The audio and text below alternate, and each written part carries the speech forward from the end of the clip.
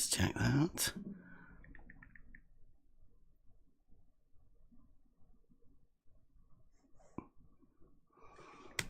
Look at that. Yes, we are. Buster. Hey, let me just hold on. Let me just stop you here before you go any further, guys. You know, you said about the five-sided square. Just to clarify, so if you want to make a clarification now, because there are people in the chat that will probably jump all over that and try to make some kind of stupid video, retarded video about it. So I'm a five-sided square earther. You know, in order to clarify what you've just said, then you know, you might just need to back that up somehow. Yeah, no problem. So the five-sided square is possible on a shape that... A square on the surface of a sphere could have 3 sides, five-sided square, 4 sides, or 5 sides. It probably has a more technical name for it, but five-sided square appears as though it's almost like a square or a solid square? A square. Five-sided square. Just a square. Five-sided square. I got your numbers right here. Five-sided square. It's just as easy as 1, 2, 3. Five-sided square. You have to open your mind. 3 sides, 4 sides, or 5 sides. Imagination is all you need. Five-sided square. Don't take advice from fools. Five-sided square. Everything that they say is in vain. If you want to define a square is... Never take advice from fools. you could make a five-sided square. What they do is in vain. Before you go any further, guys, you know, you said about the five-sided square. Five-sided Just square. to clarify, If you want to define a square is an object that has only 90-degree internal angle. Actually, it's a slightly random point, but if any of you're into math, there's a certain shape where you could make a five-sided square. Give us the definition then of a square. Five-sided square. Everything is relative to you. It means a solid square, I mean a solid Absolutely. cube. Just have to say it in generality. 4 sides or 5 sides. Just like those straight lines are curving. You could make a five-sided square. Drive down the road, don't you ever swerve. five-sided square. I don't know. Five-sided square. It probably has a more technical... All of this goes. I'm a five-sided square earther. Never take advice from fools. Five-sided square. Everything that they say is in vain. But you can make a five-sided square with 90 Never degrees. take advice from fools. Five-sided square earther. Everything that they do is in vain. Five-sided square earther. Did he say a five-sided square, question mark? Spherical access, and that is a good way of working out that we do indeed live on a globe. Give us the definition of a square, please, people. Come on. It's a lot more complicated than spherical, Don't be stalling. Five-sided square. isn't it? Steph? I'm a five-sided square earther. Five-sided square. I know the game that you're playing. It's a lot more complicated than spherical. I know exactly what's on your mind. Five-sided square. You got your playbook, it's alright. Five-sided square is Your possible. model dictates what you will find. Five-sided square. I don't know. If you put a flat piece of paper, well, it wouldn't be flat, you'd have to bend it, All obviously. of this goes. But you can make a five-sided square with 90 Take degrees. advice from fools. But you can make a five-sided square with 90 degrees. Five-sided square. Never take advice from fools. We all know what they do is in vain. Five-sided square. Square in spherical geometry could have 3 sides, Five-sided square. 4 sides, or 5 sides. If you're into math, there's a certain shape Five-sided square. where you could make a five-sided square. Just give us the definition of a square in spherical geometry. I don't think that. What's the point? It's of that really flat and level now. Five-sided square. Five-sided square. Yeah, he'd already been working on that one. And we are live. Welcome, everybody. I don't want to interrupt you. Go on, carry on. Sorry, I had to do that. Just talking about Buster doing his new songs. Cleary's back. The duo's Yeah, on Buster the had a case again. Buster had a song he had been working on, but we just started a new one, and it's going to be really good. He's probably in a bad area right now. Yeah, that was a Roboting bit bit. roboty. So, welcome everybody. It is Model Affliction Monday. Now, I have had some requests to explain what model affliction is. Mainly because it's something we made up, but I mean, did we make it up? Or did we just find some words that to fit something that is obviously there? Like, we didn't make the model affliction up. The model affliction was already there. We just gave it a name. Model affliction. Why is it a model affliction? Well, the model dictates everything. There are certain people that are afflicted by the model. Because the model dictates to them something fucking stupid to say. That's an affliction. It wouldn't be an affliction if it didn't matter, right? There's like thousands and millions and billions of people that just go all about with their daily lives not giving a shit about it. But then all of a sudden, somebody hands you a model that you have to defend. Then you become afflicted by that model. You can't go beyond the realms of the model, and because of that, there are certain things you can say to people, which means you expose this model affliction. You see whether people have been afflicted by it. That was very well demonstrated the other day on Modern Day Debate when your favorite Glober, Fight the Flat Earth, had a debate. But you want to see model affliction? Watch that. Well, yeah, he's the one that brought me in. So, I mean, yeah, nobody else. That's what interested me. Is this reaction, right? That somebody had to a standard, pretty standard truth that you could say to anybody and you'd never get a reaction from them. Level is horizontal. Well, level is a straight line on a horizontal plane. Straight line, plane. So it's not a tire then, right? It's not a circle. Most definitely not a circle. Oh, okay. Which I just did that one earlier, didn't I?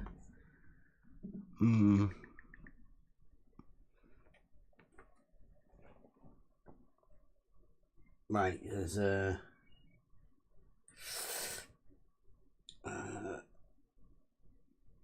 there we go. Right, one of the new ones I've been doing. Now, this picture... I've just put it in a live chat, everyone. North, south, east and west. I think this sort of thing exposes the, let's say the dichotomy, false dichotomy that everybody's been given within this arena. You see there, it's two, call them straight lines. North, south, east and west. Perpendicular, you'd have to call them. Bit like horizontal and vertical, but this is on the horizontal plane. How many circles do you imagine there are in that picture? Is the question. As in, how many of those two lines do you imagine are circles? North, south? Is that a circle? East, west? Is that a circle? I'll say no. None. Because that's your choices, right? None, one, or two. And your answer that you give may be a bit tricky, right? The geometric answer is none. But that means you get stuck with what north and south is. Because on one model, big E, the great parallelism, big E, they're both circles, north, south, and east and west. That's two. If you take the other model, what they call it, the AE map, well, north, south, they're straight lines, like a dartboard. But east and west, they are a circle again. So that's one circle. There you got two models. Each that have one of those lines, at least one of those lines is a circle. Or you could be like a geometer, that just says that, well, they're straight lines. So you how can you have that? So that's three. It's not a false dichotomy, is it? There's three different models there.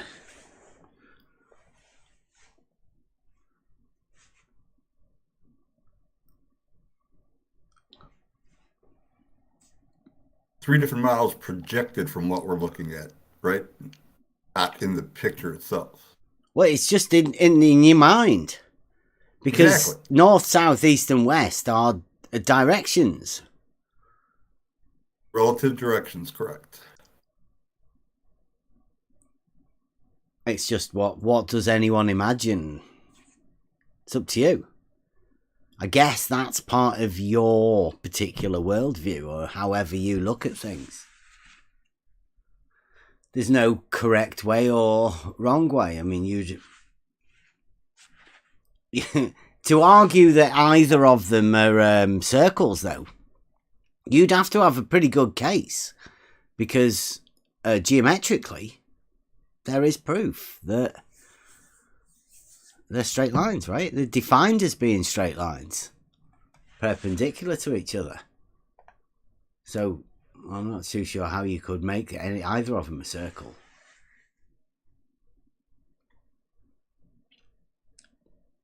So relative to, the center, and oh God, how am I going to put this properly? Let me think about it before I ask the question. I don't want to sound too stupid. Well, I'd say this particular thing exposes the model affliction. Because although you know they are straight lines, I bet most people are still asking themselves, well, the model is trying to force you into something, saying something different than that. And the implications of them being straight lines goes with the geometric proof that all perpendiculars to one of those lines will be parallel. All of the perpendiculars to one of those lines will be parallel, which means, well, I'm not too sure what that means to everybody. Basically, what you're saying is take these two lines and then put them on a projected model that you have no idea if it's true or not. And that's how they become other than two straight lines, by placing them on that imaginary model? Well, see, if you've got a map like we have in the UK here, we have grid references, right? And I'm pretty sure that you do as well. The military maps have grid sections. You have northings and eastings over there in America. We have we just have grid reference lines, but there's a north thing at the bottom, and you put your compass on the lines and you go like that. Well, all of those lines, because it's a grid, they're all parallel to each other, but all of the north are also parallel to each other. If in America you have that, and northings and eastings, all of those lines will be on a grid, and they'll be parallel. Right. Parallel lines won't converge, otherwise it wouldn't be a grid.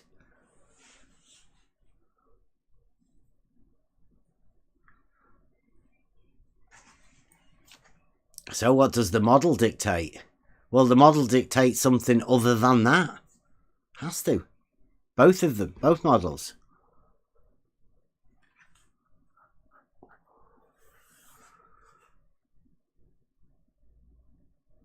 That's why I think there's so many projections and stuff. But I didn't want to go over all that. But yeah, that's just basically to explain the model affliction. I guess I'm lucky because I don't have a model. And I can go with the geometric one. Because that's the only one that there's proof for. I mean, if you imagine Magnet Mountain or something, then that's what you have as the compass pointing towards it. And, you know, that gives you the idea of that. I mean, but how do you know that's true? When all of the maps show everything as all of the north-south lines being parallel. Yeah, you know, we talked about that earlier a little bit. I think the problem comes when you have the Euclidean three space, X, Y, and Z, reality, and then all of a sudden you've got this model and you know, they're trying to make it fit without disclosing reality. You know, the longitudinal lines, you know, if there is a center, then Euclidean three space is separate from that. Those longitudinal lines that would converge on a globe model or on a pancake model, but reality still exists without the model, you know, the Euclidean three space. I think in localities, you know, in the grid, maybe a nationwide type of map, you can get away with it, but once you go entire world, you know, that's where the conflict arises. That's why they create all the craziness that they do. And the confusion to make it complicated, so most people go, I'm frustrated with this. I'll just walk away. Yeah, I mean, you say Euclidean three space. The extension of that brought Gauss to explain that there is a developable surface and a non-developable surface. Well, the very proof of those two and the two different models that they have shows that it cannot be expressed on a two-dimensional plane without distortion. Well, all maps with grid references are to scale and highly accurate. And because they're to scale, you can extend that map to like the whole country. I mean, I bet you could get a two-scale map of the US that's pretty accurate and get the whole of the US on that map. To scale. It's got to be possible. On a developable surface, so I don't personally see how that's possible in Euclidean three space, and I'm not aware of any other geometries that make it into the 3D reality that we live in to be able to do that.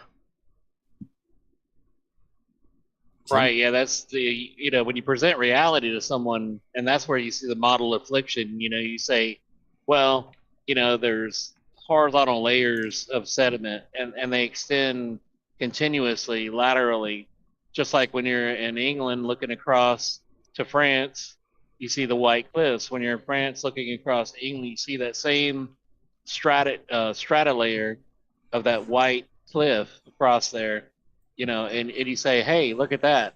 The laws of geology and the laws of, you know, hydrostatic equilibrium show me that this is a horizontal surface on the water, on the land. And they go, no, but my model dictates something else.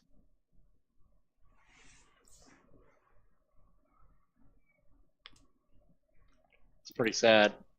Yeah.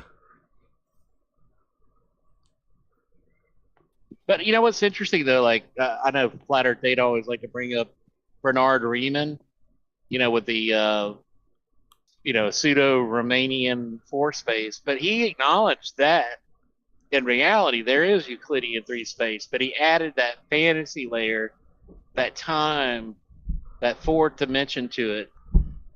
It's pretty telling, actually, to know that he did acknowledge that. Yeah, they'll all admit that there's only one geometry that makes it into 3 space. Right, into reality. All the rest are just 2D conceptual geometries. Mm-hmm. Because as soon as you do make it into book 11, solid geometry, that just proves that the earlier stuff true. Literally, in the reality aspect of it, that you can actually prove that stuff in reality. Yeah, it seems like the model afflicted always want to get away from reality. The physics of the natural world, all of these things that show us where we live, show us who the designer was by looking at the design and understanding the laws of physics and geology. We all know where we're at based on surveying, based on hydrodynamics and water flow from high elevation to low elevation.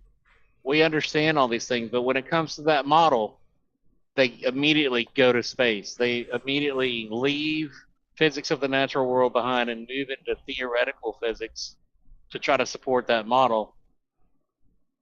Wish they'd come in here and talk, but they won't because they have nothing. Right, I've got a couple of pictures here that I want to put in the live chat. I don't know whether you can see this. I mean, this one should... Nathan Oakley should like this one. But I sort of take credit for this.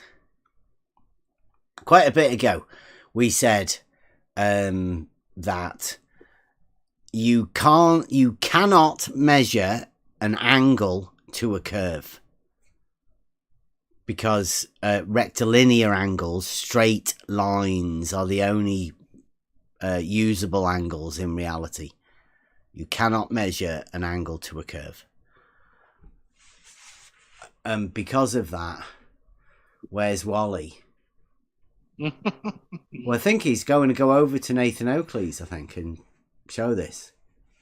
It says, he was talking about triangles and drew an angle to a curve, one of the lines being curved. And then he said, no, that's wrong. Both lines need to be curved. And then drew a triangle. Well, it's not. I don't even know what it is. I don't think it's got a name.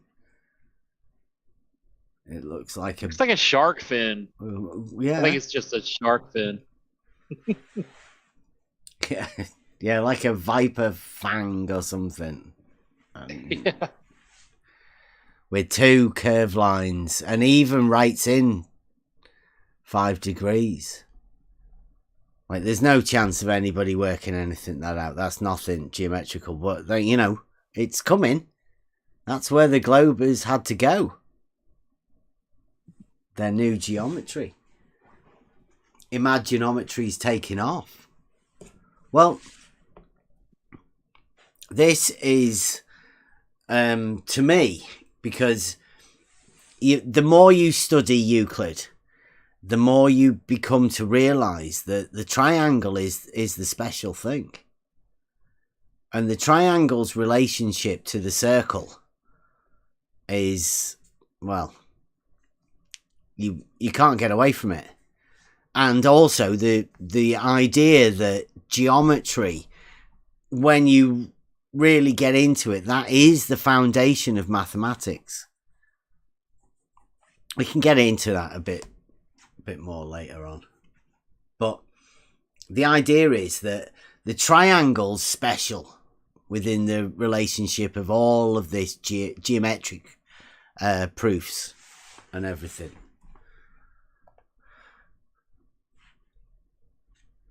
Oh, Jose's posting. It was Moon Day. It's gone. We had some pictures. Loads of people took pictures of that. Triangles is much better. Right, and then we go to No, pick anyone. Now this is I'll get the top bit in so you can see.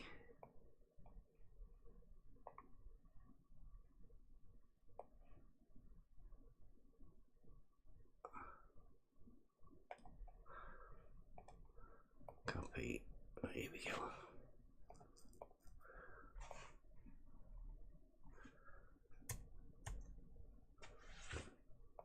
Right, now this is variation of Euclid's proof that the angles sum to 180 degrees. Now, the point here is that these two lines, the top one and the bottom one, they're parallel, because when you work out the area of a triangle, it's half the height times the base. So the height has to be measured parallel. This line's parallel, but it proves it because of the angles here are all similar to the angles at the bottom, AC and B. So two lines marked with these lines here are parallel. Well, that's where it ends, because there is only parallel lines. Well, there's only parallel lines in Euclidean geometry, or just normal geometry, with a square, for instance.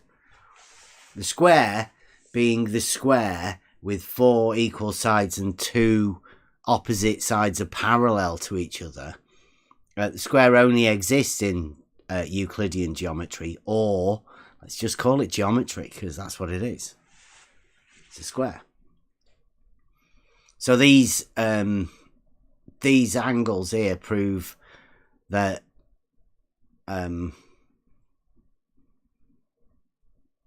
Euclid, it says Euclid has a proposition about lines crossing parallel lines.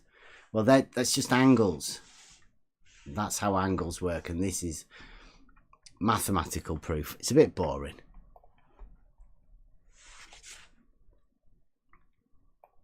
But there are, let me see if I can get this.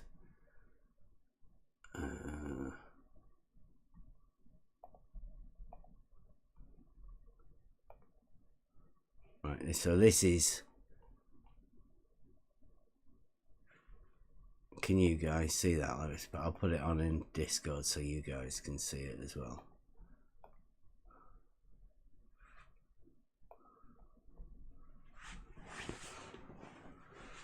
Trigonometry proof angles sum to 180. And it gave proofs about the Pythagorean theorem, which is a squared plus b squared equals c squared. Very much similar sort of idea. It says we're going to do exactly the same in proving the sum of the angles in a triangle is 180 degrees. Not might be, sometimes, just is a definite statement. It says if you're learning trigonometry, you need to know that the sum of an angles in a triangle is 180 degrees.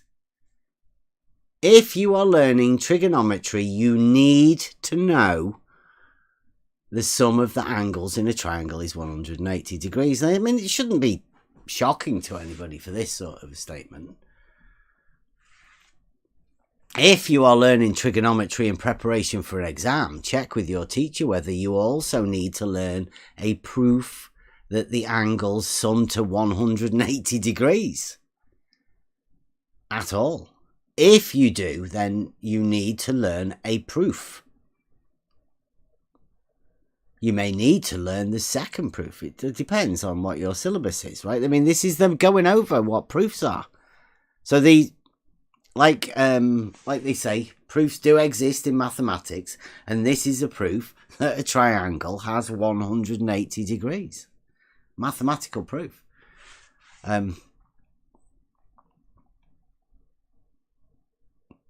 more about proof. We saw in earlier examples of triangles in which angles add up to 180. Just as with the Pythagorean theorem, mathematicians want to know why it is so and show that it is always so. It is not enough to show that it is true in lots of examples. So this is a mathematical proof why it's always true. Not that just showing that it is true in lots of different cases. They need to have a mathematical proof to show that it is always true. It says on this page we'll give two proofs. The first proof shows something of why it is true. Unfortunately, that first proof depends on some other facts about triangles which seem reasonable, but for which we don't have a proof here that they are true. The first proof shows something why it's true. Oh, right. Actually, when you try to prove something, you always end up depending on other facts, which may be very reasonable, but be facts that you haven't proven. In the Pythagoras proof, we relied on the idea that if you move shapes around, then they keep the same area. That's very reasonable, but we haven't proved that. If you haven't proven the facts, then you depend on, then you have you proven the theorem? How far do you have to go to prove something?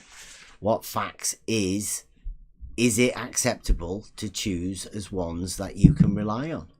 These are not easy questions to answer. There is a way forward, though. It is to have some kind of agreement about what facts one is allowed to use. An agreement. We've been trying to get these agreements for quite a while. Conversation, just starting, bases, first principles. It says that on the introduction page we mentioned the mathematician Euclid, who lived around 2,300 years ago. Was it a man? He made some choices about what facts were reasonable to assume in geometry and trigonometry. Everything in geometry and trigonometry in his system would follow from those allowed principles. Right, now I think this was very good. It says the first proof of angles sum to 180 degrees. It says first we draw some triangle. Whilst the diagram on the right shows a particular example, we can argue that our proof will work whatever triangle we drew. Just a triangle in a box. Next we find the midpoint of each edge. Divide each edge in half, so one here, and one here. Join up these midpoints with lines as shown in the next diagram to get 4 smaller triangles. Boom, look at that. 1, 2, 3, 4. 4 triangles. It says the 4 smaller triangles are all congruent to each other, and each one is a quarter of the size of the large triangle. Each of the 4 smaller triangles is similar to the large triangle. The angles are the same, but the lengths of the sides are halved.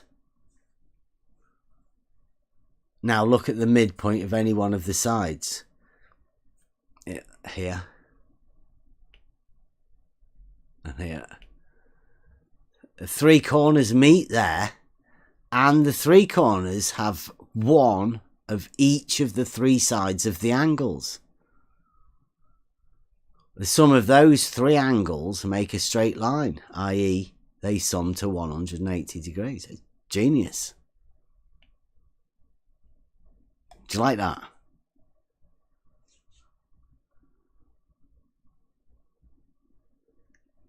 I think that's fantastic to show that. Draw a triangle. Find the midpoint of each of the sides. Join all of those up and you'll make a triangle. That smaller triangle will have all 3 of the angles associated with that triangle.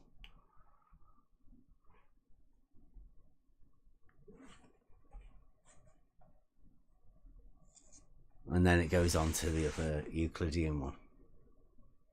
But that one's genius. Do you get that, guys?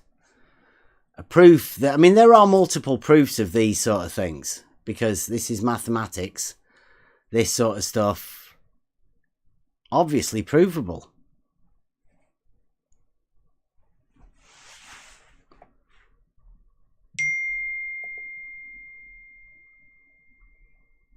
Right, let's get back. Yeah, hopefully you can still hear me now. I can now. Yep. Yeah, it goes back to the sided triangles is where the debate was. People are looking from one point to the other in a triangle, and that's 180 degrees in reality.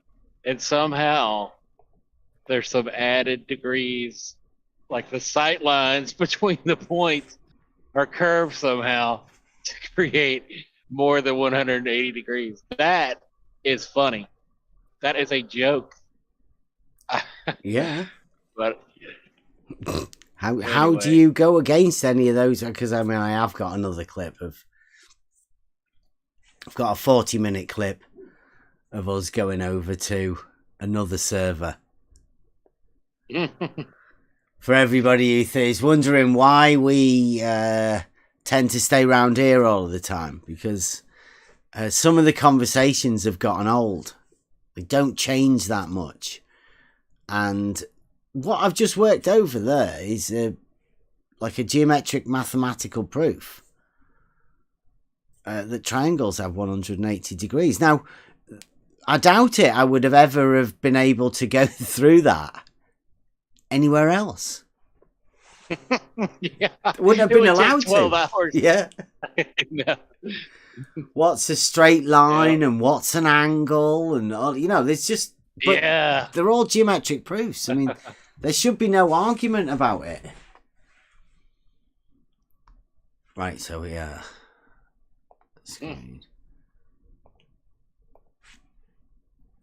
Let me just check this. Now. Yeah, there we go.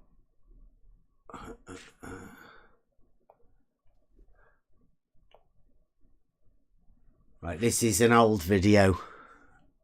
It is on the channel already. Not many people have watched it. I don't know why anybody would want to watch it anyway. Maybe Is it tough. painful? Yeah, it's painful. But this is the very first time I ever heard a grown man say out loud, live, brazenly, that triangles have more than 180 degrees. I'll let you listen. Is it on the screen for you guys? Can you see that? Gem tries angles. Talking about Discord, yeah, I can see it. Yeah.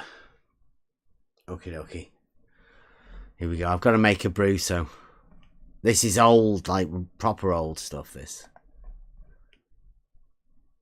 agrees. It doesn't agree with me. Well, I can look at the results from geodetic surveying that show, spherical excess in the triangles what of tools the debate. do they use? Theodolite. They use a theodolite, and Blue Marble Science is a structural engineer and they measure surveyor, triangles. Did you hear that? I'll put that back again. I think that's foolish decisions, isn't it? It says something about Blue Marble Science. Do they use? Theodolite. They use a theodolite. Blue Marble Science is a structural engineer and they measure surveyor, triangles. and he disagrees with you. With what? So, did you hear that? He said. I couldn't make it up, Bev. He said Blue Marble Science is a qualified surveyor. Yeah, structural engineer and a qualified surveyor. Okay. Did you know that? Nope. No. I bet Blue doesn't know that either. I bet he'd be surprised to know that people are out there claiming that he's a qualified surveyor. Just in case you didn't hear it. Theodolite. They use a theodolite. Blue Science is a structural engineer and they measure surveyor, triangles. and he disagrees with you. What sort of angles there, Jen? With a spherical excess, always what's with that a spherical excess.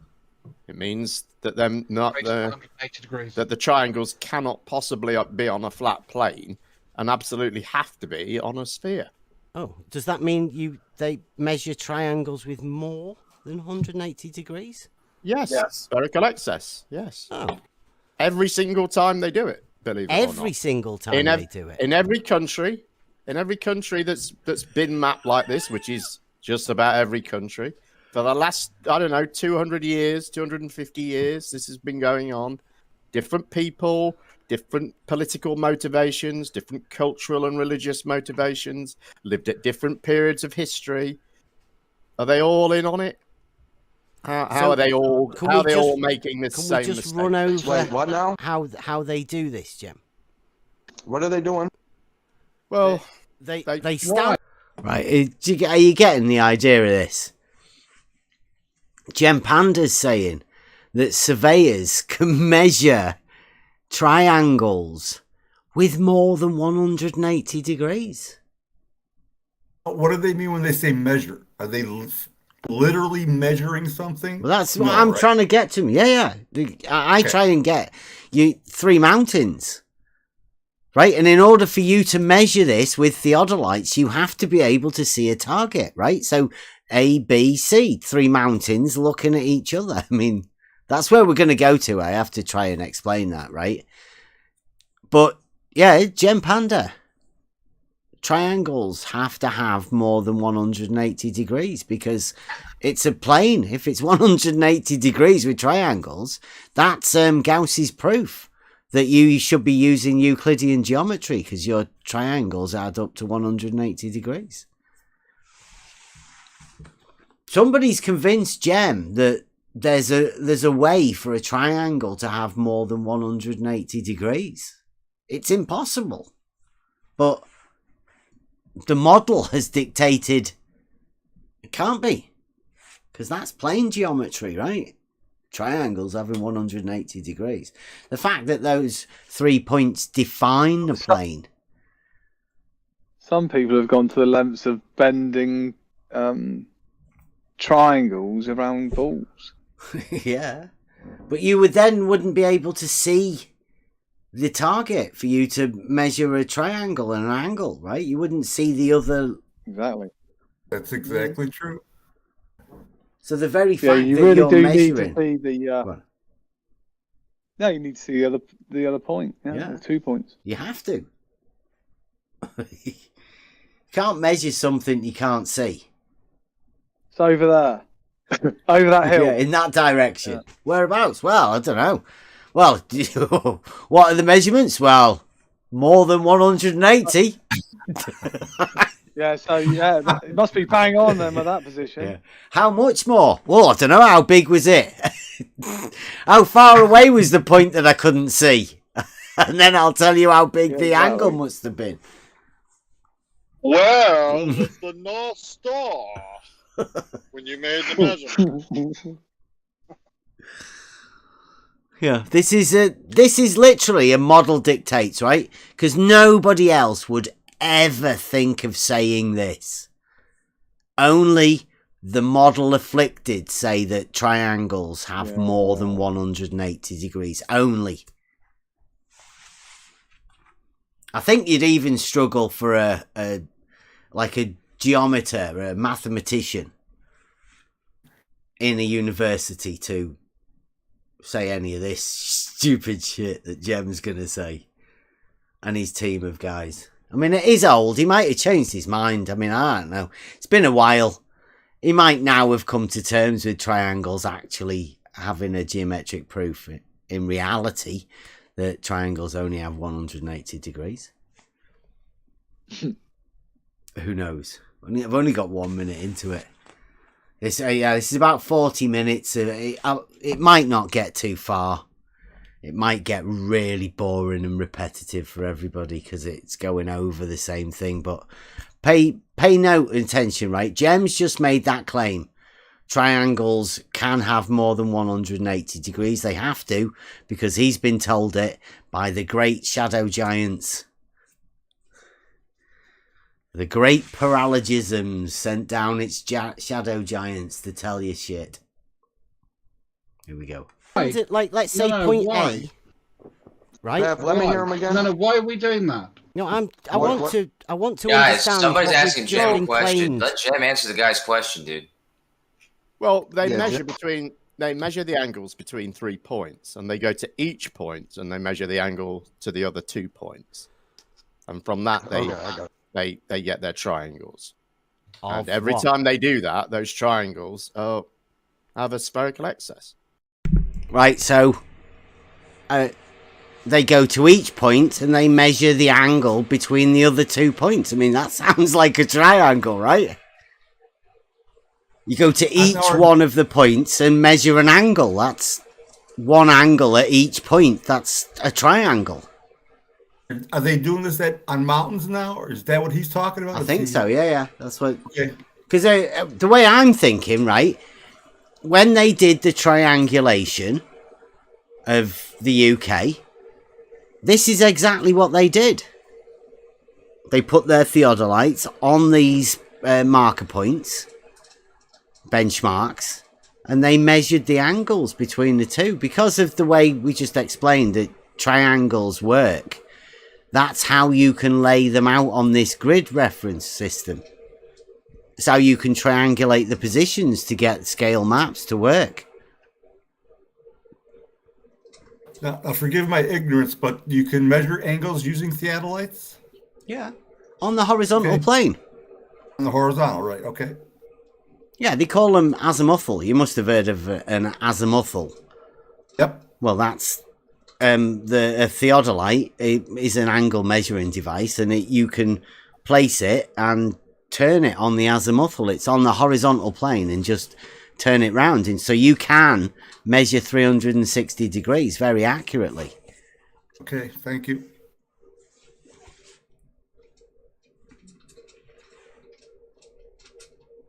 We're talking about flat earthers. What the flat earthers talking about in the chat? People obsessed with flat earthers are crazy, man. Talking about triangles. I do hope that they don't relate triangles having 180 degrees to flat earth, because it's terrible, isn't it? Oh, you may be able to relate triangles having more than 180 degrees to the globe Earth. You might be able to do that. A question for Bev, which is quite simply this: you're saying that water always finds its level. Yet well, you're just all talking the about largest mountains. That's bodies not of water flat. We observe not doing that. In fact, we actually have tides. Obviously. Is that you on the thing there, Cleary, or is that you in here? Yeah, I'm in here. I don't know, my row button. No, the mountains. Yeah. Sorry, I started playing the video again. Yeah, where is he, live or Memorex? Yeah. He said the same thing way back then. Yeah. Yeah, we are. We're talking about mountains. So this is in reality. We're talking about measuring triangles in reality from the tops of mountains. And you can see that people are trying to help him here. But yeah, if you measure these angles like this on the azimuthal, then you can use those angles to triangulate positions. All you need is a very accurate baseline to start off your triangulation from. That's it. Just one baseline. Got to make sure it's dead straight. And from each end of that, you can then start triangulation. From then on in, you only need angles for the triangulation purposes, not for elevations. It's a completely different story. But for triangulation, using trigonometric functions, that obviously that's how you triangulate. All based on the fact that triangles have 180 degrees. It's something you have to know about if you're ever going to do any of this. You can't just start adding angles in. It's a rather strange behaviour to think that you should be able to add angles in. Here we go. Yeah, so we do in have fact, tides, water right? is Not on a canal, though. demonstrable. You remember that guy who water drew is a triangle on a piece of paper and then he wrote in 183 degrees? Yeah. I Yeah, don't we remember who that was. It was oh, who was that? Paid I don't NASA's know. It's pretty shill. funny. Paid NASA's shill. Probably. Yeah, he was Yeah. using that as a proof for years, wasn't he? It ended up being more than 3 straight lines. Yeah, it wasn't a triangle. 4 Yeah. lines. Yeah, literally. We had a pilot come in to show us that there was another airport in the middle. Literally. Yeah, that was good. Right, here we go. Demonstrably not level when it's a large body. Okay, you might be able to take a small body and it's reasonably flat. Maybe that's not within the tolerance of your measuring that instrument. RC But when we might have large use bodies that of water, very exact same map. It's funny how they use the same thing over and over again, and then we find out it's wrong. Are you watching the live stream? We've got a video playing. No, sorry, some of us have to work. So. Yeah, I've got there's a video playing of Jem, and he's the one that's gonna go over this. But foolish decisions as well. It's a little bit at the beginning. Foolish decision says that water, it doesn't have to be level. I'll play it again because it's pretty good. it's level. Yet all the largest bodies of Each point, and they measure the angle to the other 2 points, and from that they get their triangles. And every time they do that, those triangles have a spherical excess. a question for Bev, which is quite simply this. You're saying that water always finds its level, yet all the largest bodies of water we observe not doing that. In fact, we actually have tides. Yeah, So, we do in have fact, tides, water right? is Not on a canal, demonstrable. Sorry, water is demonstrably not level when it's a large body. Okay, you might be able to take a small body and it's reasonably flat. Maybe that's not within the tolerance of your measuring instruments. But when we have large bodies of water, it's never flat, ever. Yeah. Okay. Right. So you see the way he changed level to flat there. Could tides be looked at as water finding its level? Not sure why it does it, but is that what it's doing when the tides are shifting? It's reestablishing its level? You have to find the mean level, don't you?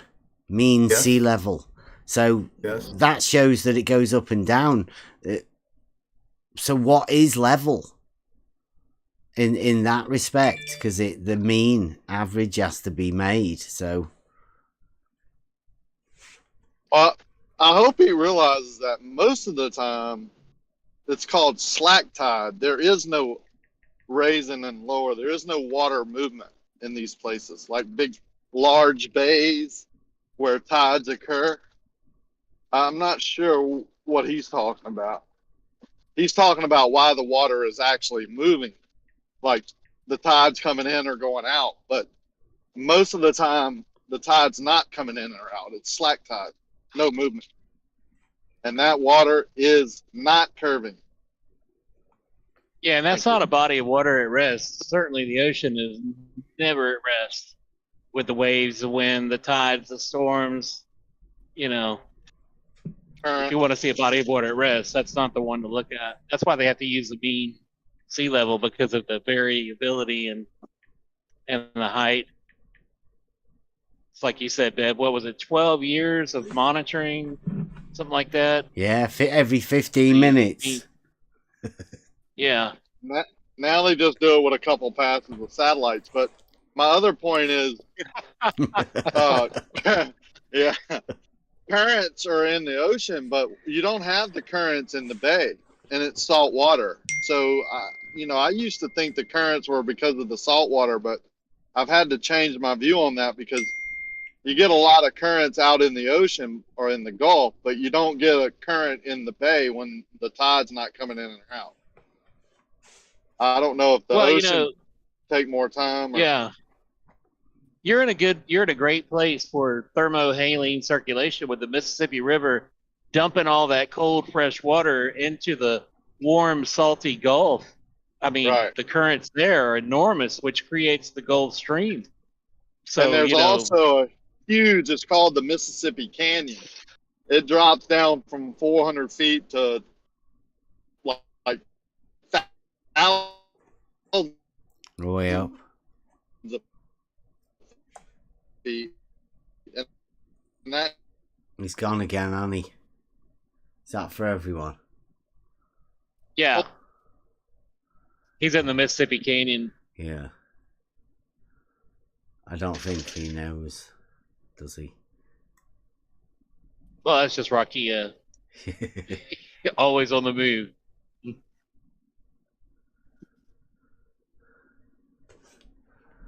Right, can I play a bit more of this video then? Yeah, sorry. Well, I was just thinking Rakir might come back. He might have been making one of the best speeches he's ever made. Yeah, it doesn't sound like they're not linking up or the CIA's cutting me off. But I'm just in a backwoods area, so I'm gonna cut out and just listen to the video. All right. Try paying your phone bill once in a while. Okay, right. Let's carry on then, because I mean we are only a short way. Can I just not run that you long. past a few things, Jem? You can ignore that. You know, we are using Euclidean geometry, right? When the surveyors are working, right?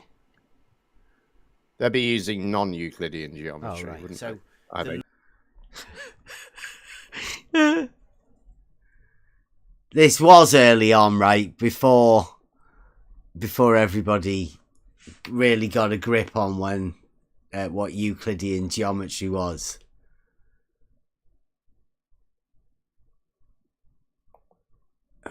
Are working, right? They'll be using non-Euclidean geometry, right. wouldn't So they? the laws of Euclidean geometry. I'm not entirely sure, I have to say. Oh. I don't really know. Well, let's say that if they doesn't really know. Who knows? Triangles do have 180 degrees in Euclidean geometry and trigonometry. He seemed to make that statement. Pretty confidently, though, didn't he? Yeah, I'm pulled it back pretty confidently as well. Yeah. Yeah, it's a clever little trick that they do. I'll put it back there. We are using Euclidean geometry. Yeah, it's straight after. Because I think somebody's prompting him. Yeah. He's getting a little bit of help in geometry, right? When the surveyors are working, right? They'll be using non-Euclidean geometry, right. wouldn't So they? the laws of Euclidean geometry. I'm not entirely sure, I have to say. Oh. I don't really know.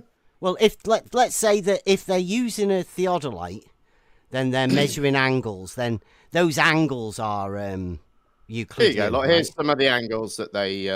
But them angles that they're measuring with the theodolite, you call them Euclidean, right? No, from a straight line to a straight line. I just call them angles. I don't have to worry about straight lines, whether right? they're Euclidean or non-Euclidean. Yeah, but it's a triangle. They're just angles, right, Jem? They're just angles, aren't they? Triangle, right? We don't have Euclidean angles, do we? And non-Euclidean angles. No, we don't. They're just angles. You're dead right. Right. So why are you asking me? So they're going from point A to point B and measuring the angle between the 2 points. That's correct. Along the surface of the Earth. So, see, there you go. Just from point to point, measuring an angle. Just an angle, not Euclidean or non-Euclidean or anything. Literally, it's just an angle. Because angles are set out within Euclidean geometry as being plain rectilinear angles, straight lines. Straight linear lines. Straight line angles. He got so excited because you knew you were coming with straight lines. Like, he couldn't stop himself from getting excited. Just a triangle. Like, that's why a triangle is a triangle, because it's got 3 angles, and angles have straight lines, and that's what makes a triangle 3 straight lines. So, I mean, Jem seems to know that, but also model affliction. Can't get away from it. It's a contradiction between reality, what everybody knows, and geometry, which everybody knows, and mathematics. Geometry, mathematics, everybody knows. But the model says differently. Jem's got the biggest model affliction there is. That would be a straight line. So if you're making a triangle with 3 straight lines, do you know how many internal angles they have, Jem? You got to respect what he said to have a spherical axis, man. Yeah, I mean, it's there. Look, address. You've got to respect what he said to have a spherical axis. Spherical axis. Put that back again. You've got to respect. You've got to respect. I don't know whether this is because we were over there, but listen. A straight line. So if you're making a triangle with 3 straight lines, do you know how many internal angles they have, Jem? You got to respect what he said to have a spherical axis, man. Yeah, I mean, it's there. Look, address it. It's here, recorded. Here's the results. This is from the United States. Can I just get a confirmation from you that you understand? Because you're being asked questions, and all you're doing is reflecting questions back to other people. It sounds like you're helping. You're helping Jem not answer this very simple question. Well, listen.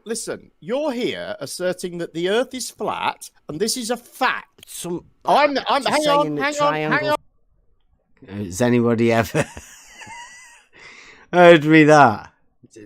I'm talking about triangles, but Jem seems to make statements that are ridiculous. Listen. It's like Mayday.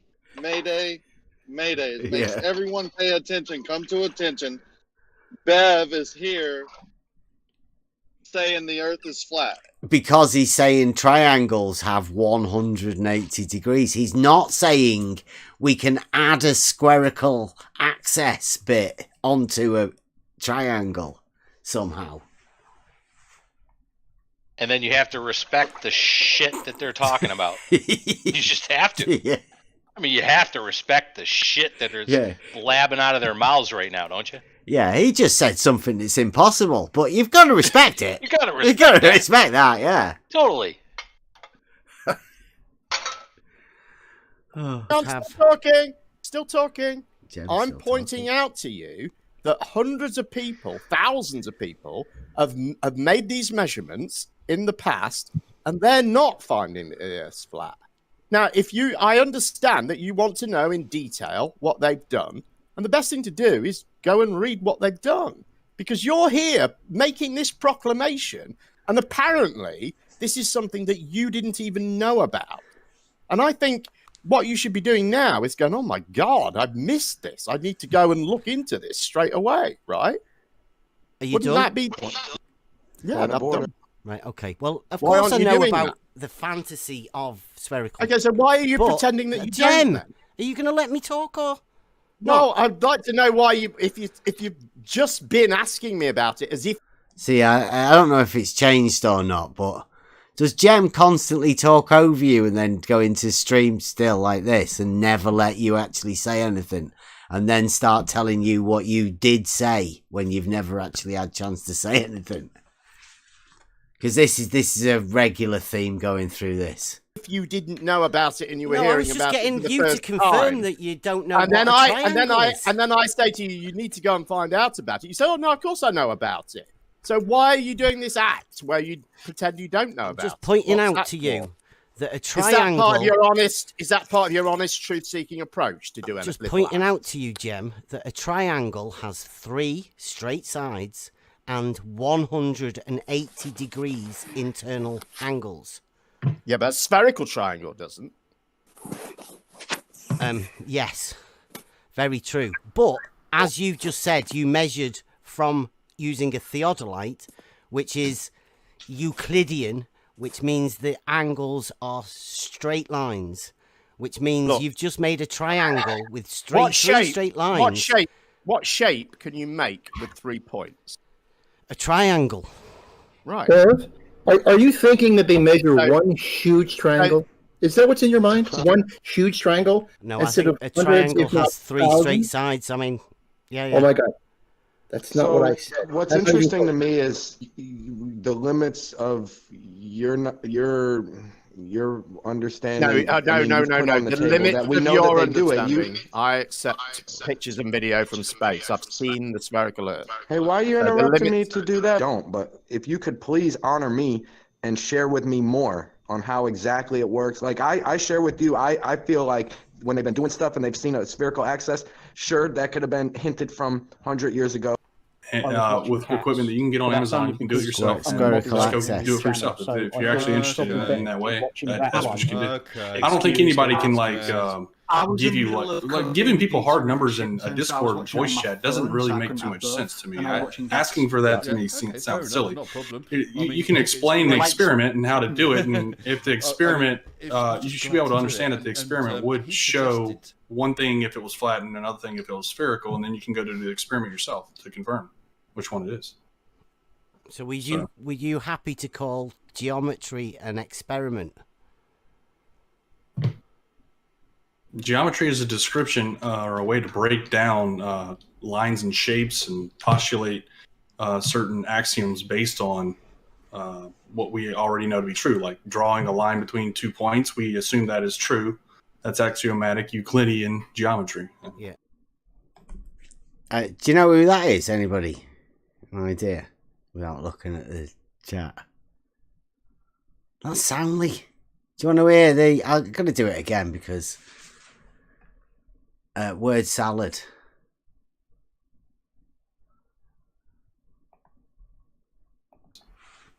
So were you happy to call geometry an experiment? Geometry is a description or a way to break down lines and shapes and postulate certain axioms based on what we already know to be true, like drawing a line between 2 points. We assume that is true. That's axiomatic Euclidean geometry. Yeah, and how would that be classed as an experiment? I don't know about straight lines being axiomatic. And I'm not too sure whether he's understood that or not. How would you turn that into an experiment? Anything that you test is an experiment. Is it? Yeah. Okay. You don't test axioms though. I mean, the idea that you can draw a straight line between 2 points is axiomatic. Are you going to claim that you can't do that? So the idea that you can take a straight line between 2 points is axiomatic. Yeah, are you going to claim that you can't do that? He said so many just stupid stuff, man.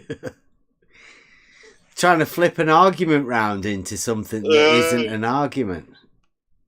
Trying to turn it back on. Are you saying you can't do that?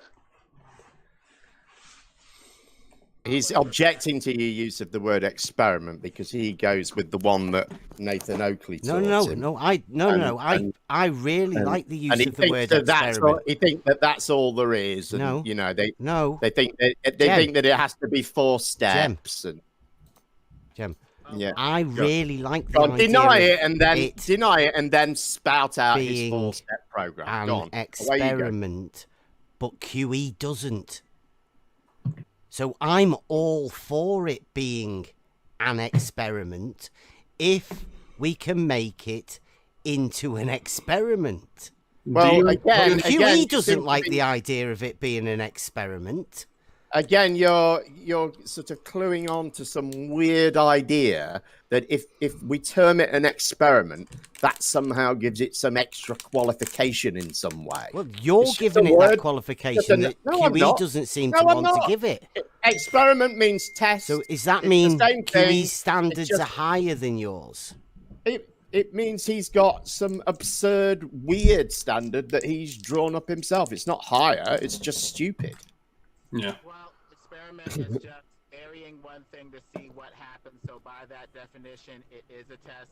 If you're tweaking one thing to see what happens, when you that's change not the true either. location, look through a theodolite or whatever, it would still technically be an experiment. It would not be a cause and effect.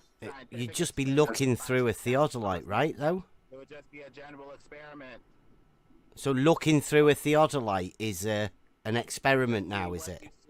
Technically, yes. Okay, so taking a picture with a camera is an. See, this is one of the conversations that they'd like to try and say that it's an experiment, and I'd say it's just geometry. If you're at the top of 3 different points and you're measuring the angle between the other 2 points when you're doing it, it's hardly an experiment because it's just purely geometry. You can't experiment geometry. You wouldn't be testing to see if the angles were more than 180 degrees. I mean, that's not the sort of thing you would do. I don't think it's the idea of why you would be doing an experiment. To me, that's just triangulation, and that isn't an experiment. What we were talking about is the water level. We get at cross purposes. I like the idea of that being an experiment, but in order for you to do that, you'd have to add some sort of independent variable sort of thing in on it, which I think can still be done. I still think you could do that sort of stuff, but a lot of people would get butt hurt. But this is about Could there triangles. be a cause and effect? Like a cause is 3 points, the effect is a triangle? Or... Like, I don't know. As far as I'm concerned, you can't experiment. You can't science geometry. Because if that's what the experiment is, a scientific thing, isn't it? And there's literally no need for you to science geometry. This is just ridiculous. To me. But other people might be able to science which geometry they're using somehow. Science the shit out of that perpendicular. Yeah, that's right. I was just about to say. If your geometry includes science, it's fucked up. Yeah. Yeah. An experiment. Doing the 3-point measurement. Lemon, I think doing the 3-point doing the 3-point measurement that we're talking about, that could be termed an experiment, no? Sure. Because you would be testing. You would be testing to see if you did or did not get a spherical excess. Yeah. See, Jeb, literally, he's sciencing triangles out in the open with a theodolite. I bet you'd never even heard of this before, did you? You're testing to see whether triangles have 180 degrees. He said it. I'll put it back again. Can't deny it. So taking a picture with a camera is an experiment. Doing the 3-point measurement. Lemon, I think doing the 3-point measurement that we're talking about, that could be termed an experiment, no? Sure. Because you would be testing. You would be testing to see if you did or did not get a spherical excess. Yeah. If you respect the work, dude, it's always the truth gonna speak for itself, dude. Respect the work. Respect what Jem says, and respect the work of the surveyors that do experiments to check that triangles have. That's Don. That press Don. I think he's one of your mates. You met him recently. If you have 3 coplanar points, where's the curve? 3 points are coplanar, right? They define the plane that the triangle sits in. Straight lines. There's literally no science in that shit. But model affliction. Literally. Yeah, like I say, this is earlier. Yeah. Yeah. It's early on, and I might have surprised them with the fact that triangles have 180 degrees and their unfounded idea that I'm a flat earther. They've related that to triangles having 180 degrees, and well, hilarity ensues, doesn't it? The great paralogism strikes again. Can I just get that qualifier off, Jem, because you seem to have said it yet again. When you measure an angle between 2 points, you make a straight line, right? There's 2 straight lines needed in order to make an angle. No, No, they're not. No. 2 straight lines connected at a point. So, when they say you need an angle, you need all you need is 2 3 arms. points. All you need is 3 points, don't you? Two there arms, are no 2 lines. straight lines. Well, there are no lines. Listen. You're Like going a from like vertex one hill. point where they two lines pivot around, and then the angle's the bit in between. Let me get something for you. Okay. Let me.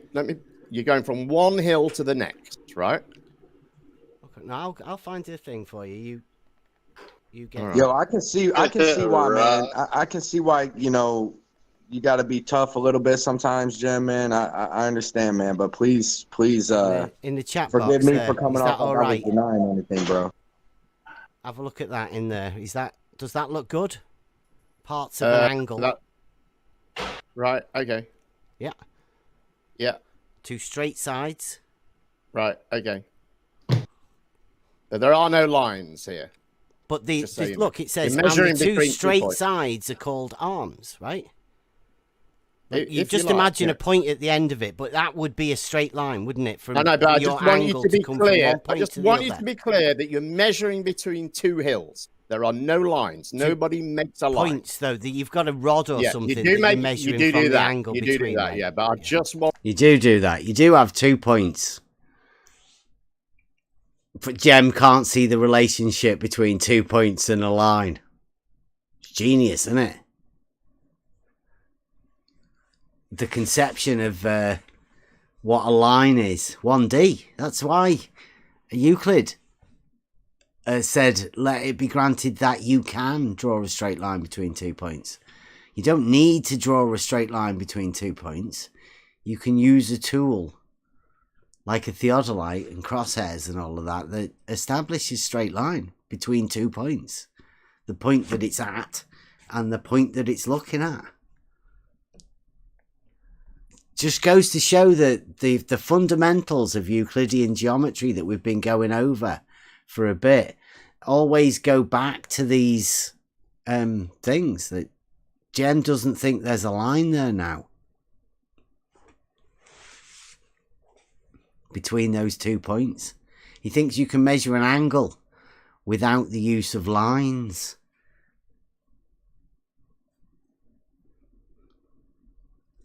Three coplanar points.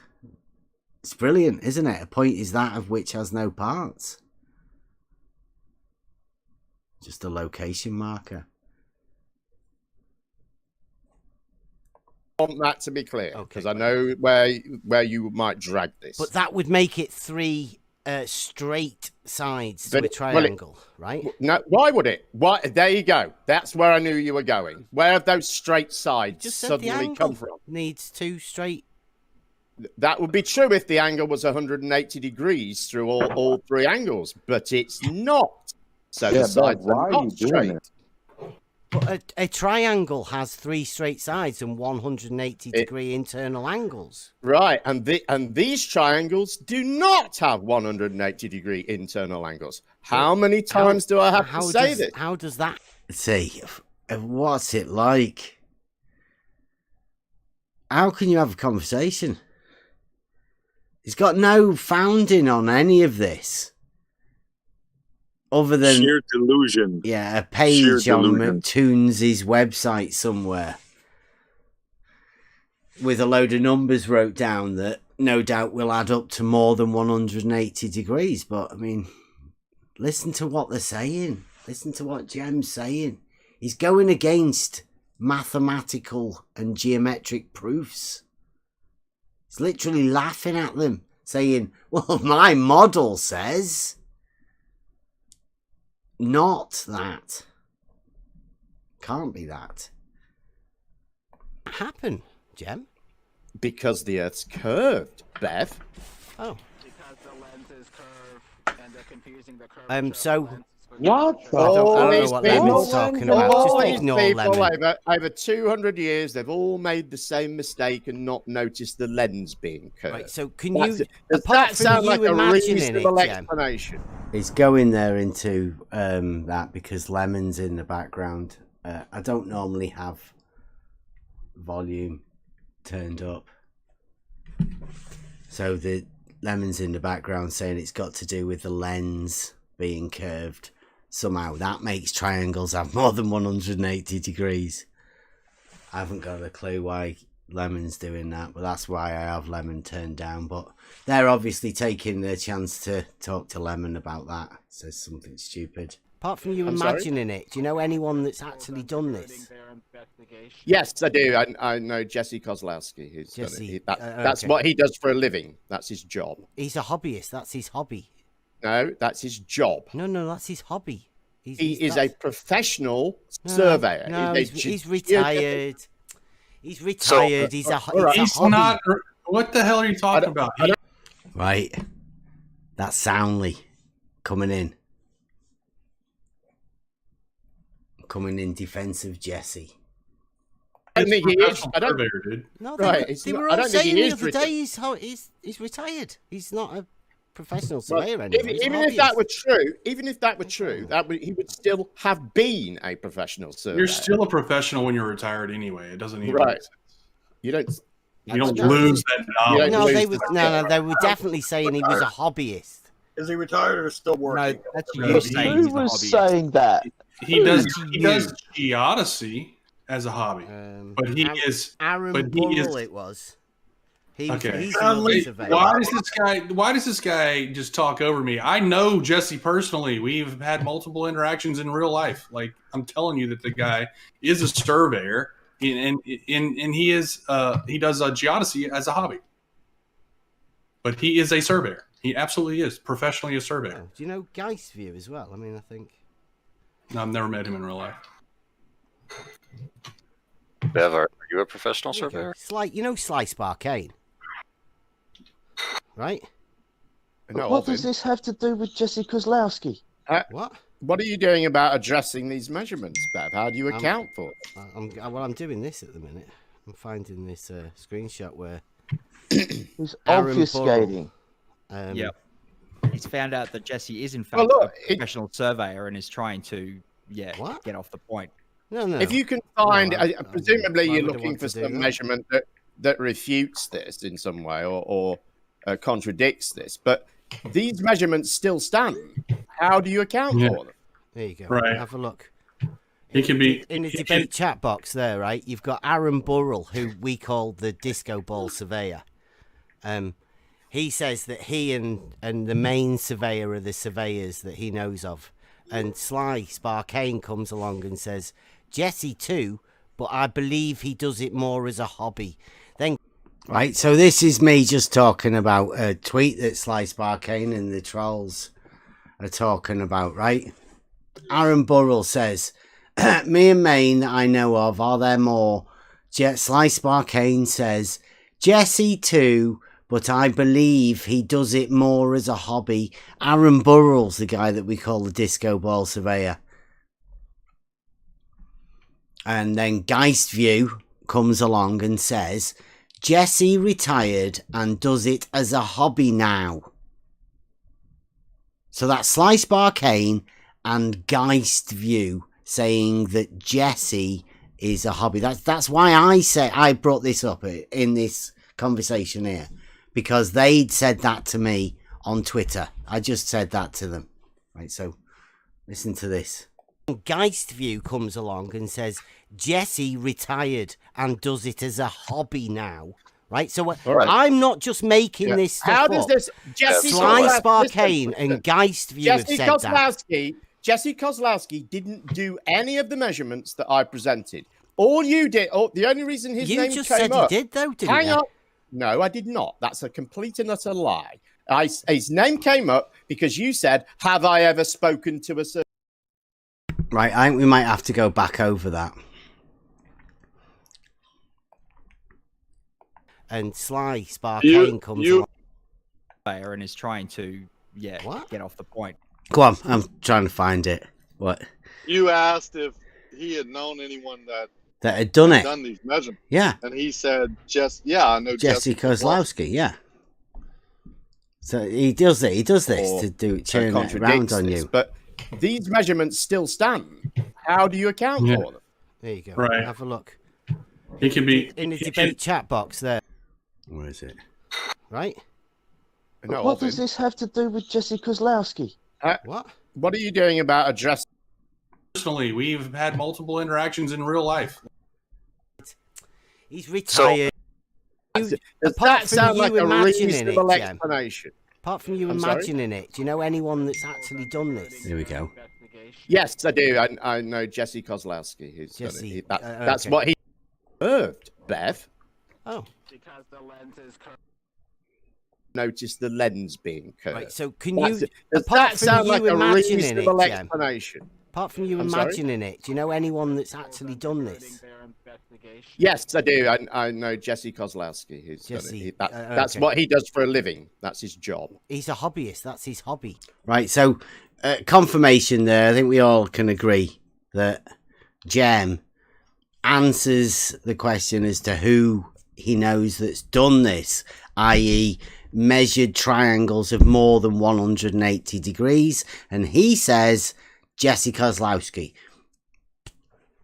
And then we go back to this bit here. Addressing these measurements, Bev. How do you account for it? I'm doing this at the minute. I'm finding this screenshot where He's Aaron obfuscating. Burrell, Yep. He's found out that Jesse is in fact Well, look, a professional surveyor and is trying to get off the point. No. If you can find, No, presumably why you're would I looking want for to do some that? measurement that refutes this in some way or contradicts this. But You're looking for some measurement that refutes it or contradicts the fact that triangles can have more than 180 degrees. Shouldn't take long to find any of that information. these measurements for you to still do it. stand. How do you account for them? There you go. Right. Have a look. It can be In the debate chat box there, right? You've got Aaron Burrell, who we call the disco ball surveyor. Disco He ball says that surveyor, he genius. and the main surveyor are the surveyors that he knows of. And Sly Sparkane comes along and says, Jesse too, but I believe he does it more as a hobby. Then Geistview comes along and says, Jesse retired and does it as a hobby now. Right? So right. I'm not just making this stuff How does up. this Jesse Sly Kozlowski- Sparkane listen, and Geistview have Jesse said that. Jesse Kozlowski didn't do any of the measurements that I presented. All you did, the only reason his You name just came said up. he did, though, didn't Hang you? on. No, I did not. That's a. Yes, he did. Jem is a liar. Obviously so. But when you do this and you're in this room with this conversation and having these conversations with people, Jem does this quite often. Blatantly turns round on things that he said and then tries to tell you that you're the liar for imagining that he said what he did say. Complete and utter lie. His name came up because you said, "Have I ever spoken to a surveyor?" No, I didn't. Put it back again. Right, so right. I'm not just making this stuff How does up. this Jesse Sly Kozlowski- Sparkane listen, and Geistview have Jesse said that. Kozlowski, Jesse Kozlowski didn't do any of the measurements do that I that. presented. All you did, the only reason his You name just came said up. he did, though, didn't Hang you? on. No, I did not. That's a complete and utter lie. His name came up because you said, "Have I ever spoken to a surveyor?" No, so I said yes. I said who So I has said measured yes. these So I said triangles? yes. No, you didn't. That's a lie. Obviously, I wouldn't have said he did it. You asked me if I. Yes, you obviously did say that, Jem. Fucking obvious lie from Jem. If I knew a surveyor and I said yes. So Jesse Kozlowski is irrelevant to these measurements? How do you I account was asking for you them? if who had measured these triangles with So you larger can't than account for the 180 measurement. degrees. So you're just going to divert from the question and try and not answer it again. Go on, what is the question? But remember that we're on triangles, right? How do you account for those measurements? What measurements? Oh, fuck off. The ones that you said that people have done where they measured triangles of greater than The 180 set of measurements that we've been degrees talking internal about. angles. Yes, those ones, yes. Well, I would say triangles have 3 straight sides and 180 So you're just going to deny the numbers in that. angles. So you're just going to deny the fact that they recorded a spherical excess on every triangle. You're just going to pretend that the isn't only there. way that can happen That's the way you're going to deal with it as an adult. would be for the lines to be bent. Yeah, the lines are bent. That's how So they're not straight lines then, and you can't measure an angle between. No, there are no lines, Bev. As I curved straight pointed out, lines. over and over and over again, there are no lines. So how do you made up how the do they lines? get curves? There then? are no lines. So when they're There are measuring the no lines. curve angle. Yeah, I mean, what's he going on about? What the hell is that? Yeah. Just point to point. He doesn't understand geometry, doesn't understand triangles, really. If you've got both Say no points, lines. then how Come can on. Yeah. This is brilliant. Angle between the points. How do they get more than 180 degrees? Jesus Christ. How many times does this have to be explained to you, Bev? Oh, no, I'm not, no, you're not explaining it to me. You're trying to get it sorted in your own head. All I want to know is how you. All I want to know is how you account for it, and how you account for it. By saying it's not pretend geometrically possible. They haven't done it. So just denial. Yeah, you just claim. Yeah. And I'll say it again. It's not geometrically possible to have a triangle with more than 180 degrees. Full stop. It's a model affliction to think that triangles can have more than 180 degrees. Dilethism. Yeah. Up for display. Yeah. Claim something that was pretty much impossible, but I mean, how is it impossible? You can draw a triangles spherical only triangle have 180 now. degrees. Can you internal draw angles. what about spherical triangle, Bev? What does that have on its internal angles? I wouldn't know. I mean, like, how would you draw a spherical triangle? There's one being, look, Flashburn has posted one being drawn in the chat now. Look, that's how you draw it. There you go. Was that? We'd expect to get different I don't know measurements, what Lemon's different lenses, talking about, wouldn't we? And we don't. really. I think Lemon's assuming that triangles have more than 180 degrees and saying so have is you actually accepted possible that- with bendy have you lenses. Have you accepted there's such a thing as a spherical triangle, Bev, or are you still going to deny that?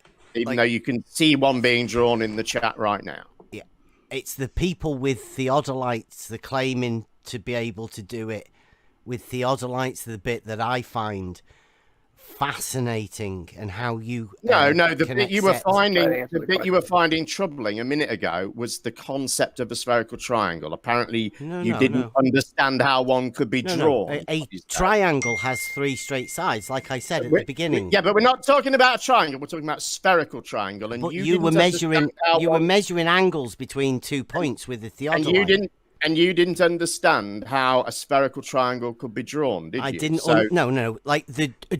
See, like Jem's turning this round now. Anyone can draw lines on a ball. That's not a spherical triangle, is it? It's just people drawing lines on a ball. It's ridiculous to think this. Drawing a spherical triangle is Do you now different understand that? than We need getting to go- a we need to do this. theodolite out and measuring I understand that, but we need an to go angle. one step at a time, Bev. You and you did didn't get say that, that first you step, did that. you? Can you remember You were that, Jem? denying the existence of spherical triangles. I 2 didn't minutes do ago. that. No, I didn't So, do that. all right. So we've established the existence of spherical triangles. Do you yeah, understand how one? Do you understand how one on could a be sphere, drawn now? right? Do you understand how one could be drawn now? On a Because sphere. you didn't understand that either, On did a you? sphere, okay? Do you understand how one can be drawn now? On a sphere. How is that? How is on a sphere the answer to that question?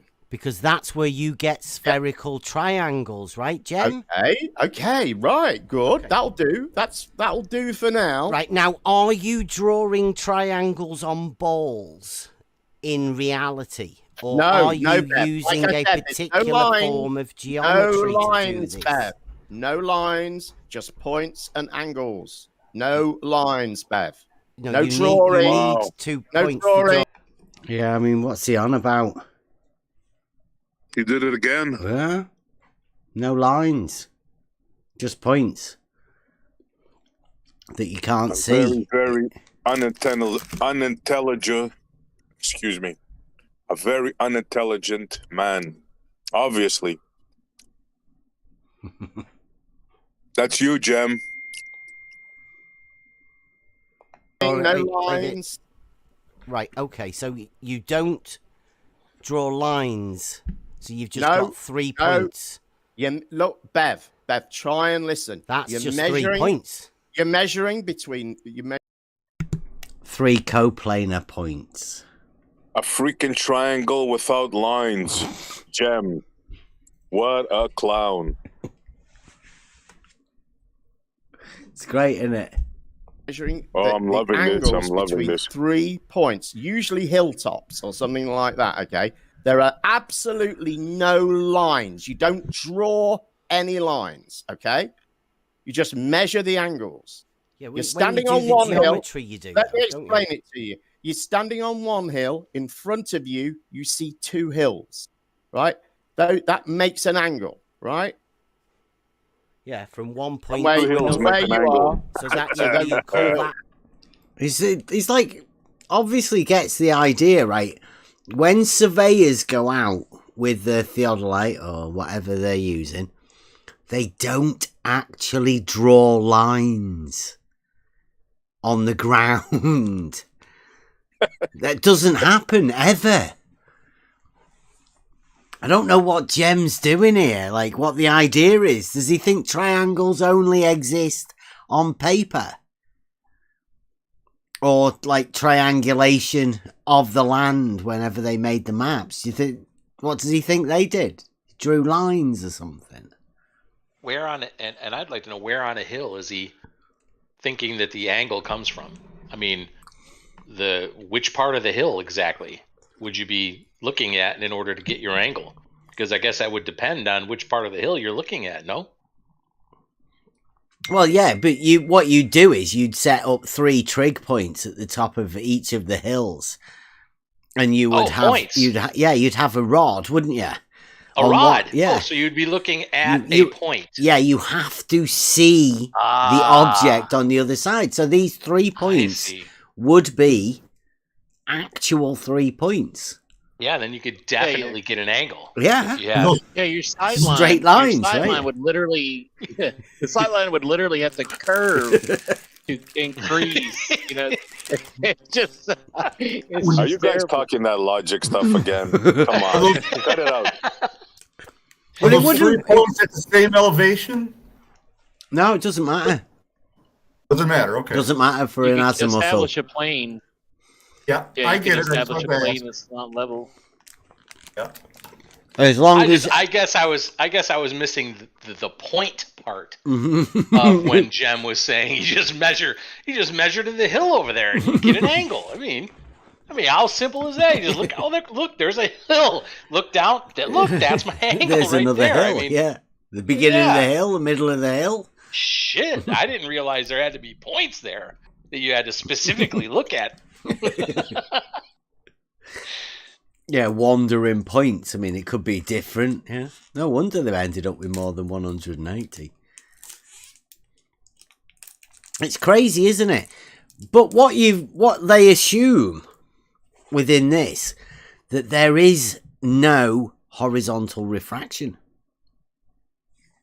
Completely gone out of all of this. I mean, add a tiny bit of horizontal refraction. Is there a chance that you could have more angles?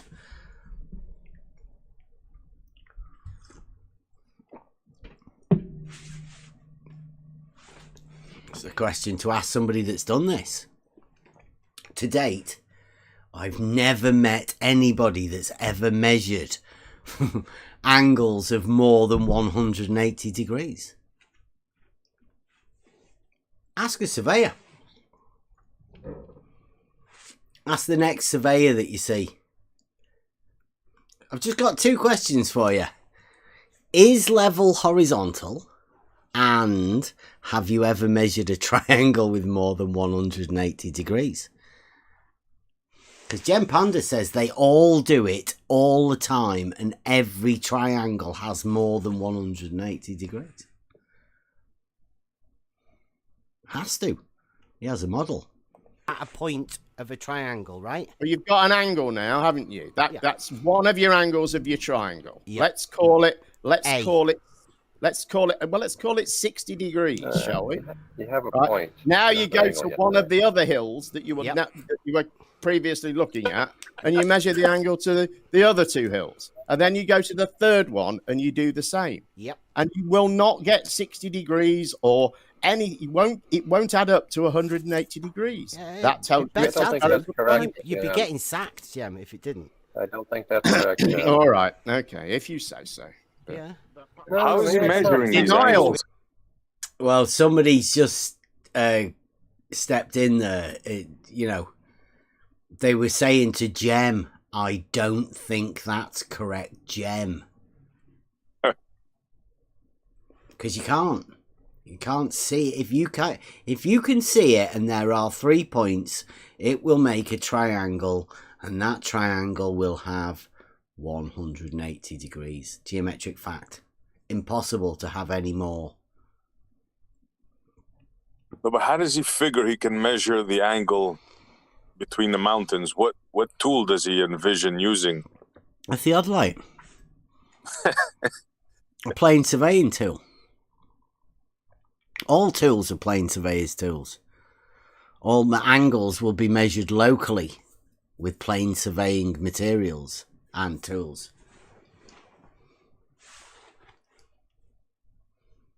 Reality, Jem. No, if you go on line of sight, you're going to have 180 degrees. Line of sight all the way around, it's 180 degrees, and it's just single point. But line of sight isn't actually how those angles are measured. They're not measured between 2 lines of sight. They're measured between 2 azimuth angles. That's a dude called Slacker. You want to hear it again? Because they come in with a lot of this sort of stuff. They're really quick comments. All right. Okay. If you say so. But... Yeah. No, man, come on. Denial. Reality, Jem.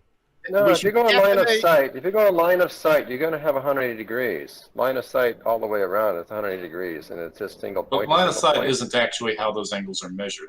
Line of sight isn't actually how those angles are measured. I don't know how else you would measure an angle.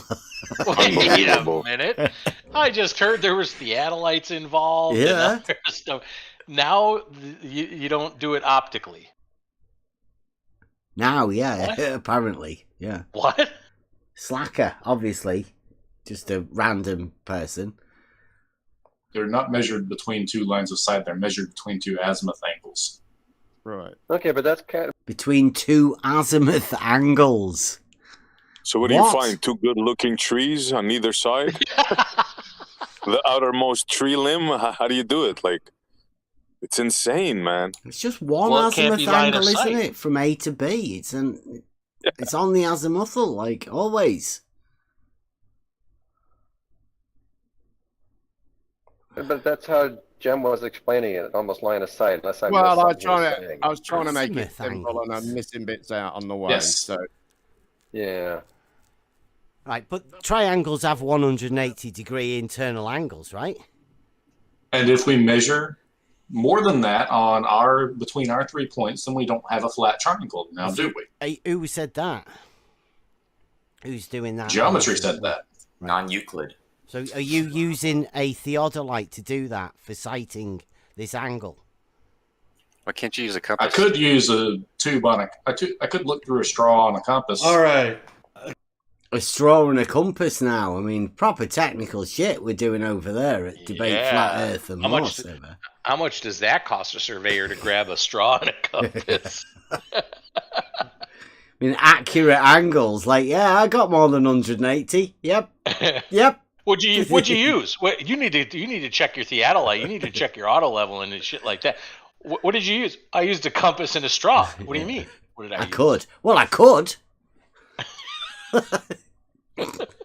Can I have 5 seconds here? I just got off the phone with Jesse, and Jesse says that he does survey work every single day. That is his profession. He is still active. He is not retired. He is not a hobbyist. Okay. And so we can tell all this is Sly coming, and all this is coming straight from. He's linked the video. Right. Who do you reckon he's going to say? Where's this coming from? Remembering that it was Sly Sparkane and Geistview and Aaron Burrell that said that he was a hobbyist. Right. Oh, and I'm thinking it's going to begins with a B and ends with a V is what I'm thinking. I'm guessing. Oh, no. Kowalski. No. There we go. I'll go back. He is not a hobbyist. Okay. And so we can that tell all this Sly is coming, and all this is coming straight from. He's linked the video. This is all coming straight from Sleeping Warrior, who's just making the raw accusation. What? No, What? Yeah. What? Oh my god! Like what? Who? Oh, that's so good. Crazy. I just showed them the tweet that Sly Sparkane and Geistview said it. Like, it's there. I've showed you the tweet. No. Sleeping Warrior. I just put it in there. Oh, yeah. It was Sly Sparkane. Sounds very much like a... No, this is Sleeping Warrior. What That's is making this very accusation. much like a Sleeping Warrior. I put it in the chat. He always has to do this. Should I do it again? Anyway, like, look, how much obfuscation is going on right now? Right? They're covering, aren't they?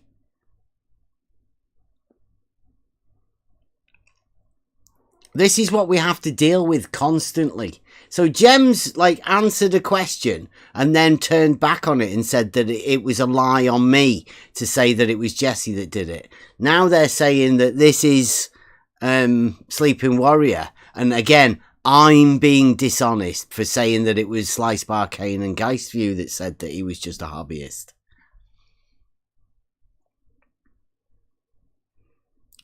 So you're simply wrong, and the people that are spreading this rumor are just trying to do it to discredit. Jesse too. I don't care who said it. He does they're it more wrong. as a hobby. Guys, says Jesse retired. I do not and it care. Does it I as a don't care hobby who now. said it. I don't care who said it. That's not. Whoever you that's think not is the Sleeping biggest Warrior, and baddest though. baller. It's not. Whoever you think is the biggest and baddest baller could have said it, and I don't give a rat's ass. The truth of the matter is not what you're saying, and you're simply spreading a lie at this. See, look at that. So that's 3 times I've been called a liar, even though the proof's right there on the page. Mm-hmm. No, I honestly have an easier time following Raven and Kevin than I do following what these guys are doing. Yeah, it's 3 steps backwards and never taking a step forwards with these guys. This point. It's there are tweets. And let me guess. In the chat. You know what? I'm going to hold you to account on this. The next time I hear you say that about Jesse, I'm just going to call you straight out as a liar. Because I know for a fact that you will say it again. Are you looking in the debate chat box? Give a rat's ass. You made an accusation about Jesse, and I just proved you wrong. Right, I'll reiterate this.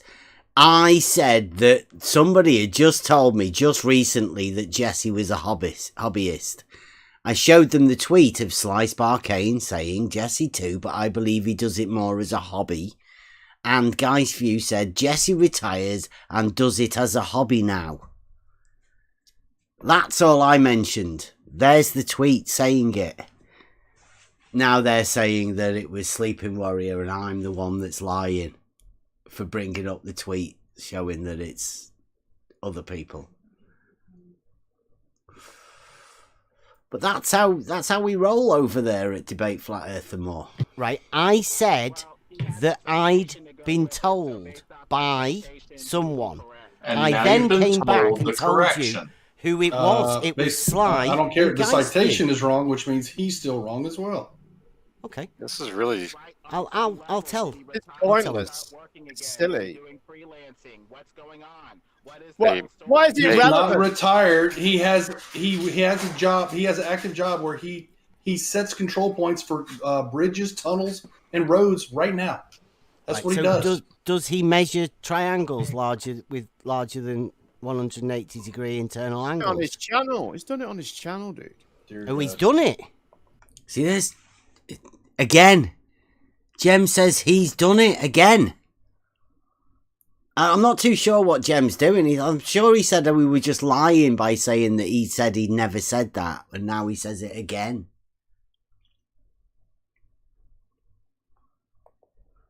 Job where he sets control points for bridges, tunnels, and roads right now. That's what he does. Does he measure triangles larger than 180 degree internal angles? On his channel. He's done it on his channel, dude. Oh, he's done it. Go and look at his channel. Dear God. It's amazing how you just got totally thrashed and you're just going to go ahead and try and stick to those guns. That's amazing. Right.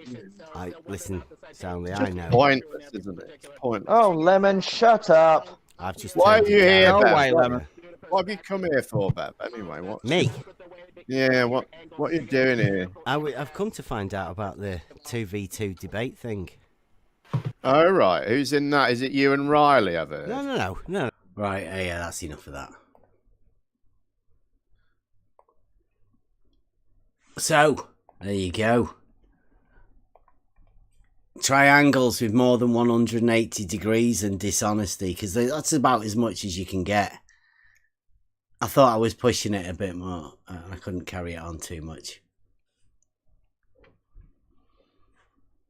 But it's not the idea that triangles have a geometric proof.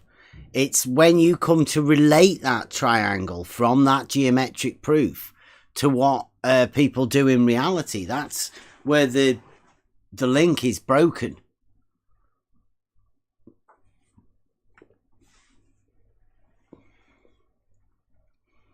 I'll get you the Disco Ball Earth tweet as well from that guy, Aaron Burrell. He was, when I first started, he was one of the guys on Twitter that said that he was a surveyor. There was quite a few of them that like to pretend they were surveyors. I wonder where it'd be. I always knew Jem was not a very smart dude. It's obvious, right? But to say that a triangle has no lines, that's really like unbelievable. He might have been talking about his triangles. There you go. This is the tweet that Aaron Burrell sent me. He's no longer pretending to be a surveyor on Twitter. He says, maybe this will finally help. What about a disco ball, Bev? Have you seen how they take a bunch of tiny, little, perfectly flat, square mirrors to construct a ball sphere? Think of each piece as a 1/4 mile square. Wow. So no curve for a 1/4 mile, according to this genius. Yep. Wow. It has to be, though, right? I mean, that's why we ask all the time, how far does your level extend? How far can a straight line go? How far, and then George does his quick calculation, or however he does it, and says, yeah, about 2 miles, or whatever it turns out to be.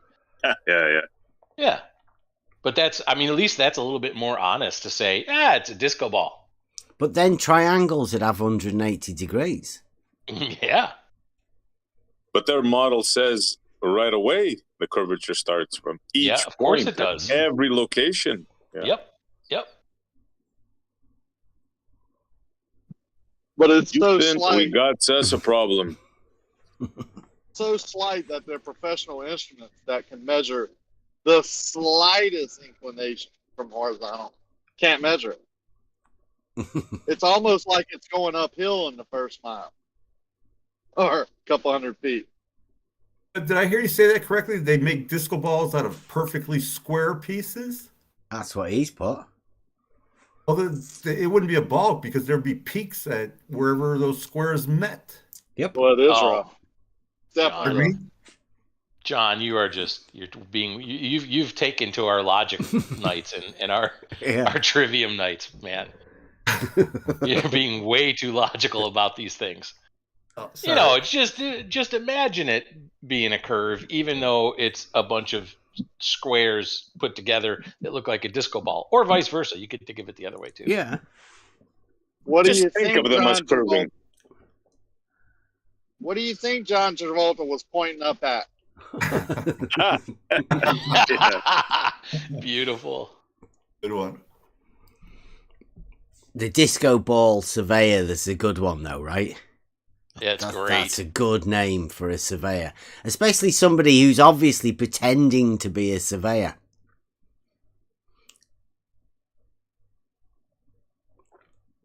Because that's why I think Jesse Kozlowski had to disappear. That's why he's not coming around. If he was a proper, real surveyor, you can't go around with people saying stupid shit like this. You get sacked. There's like a, what does he call it, an ethic code, a code of ethics, where you're not really allowed to lie to the people you're working for.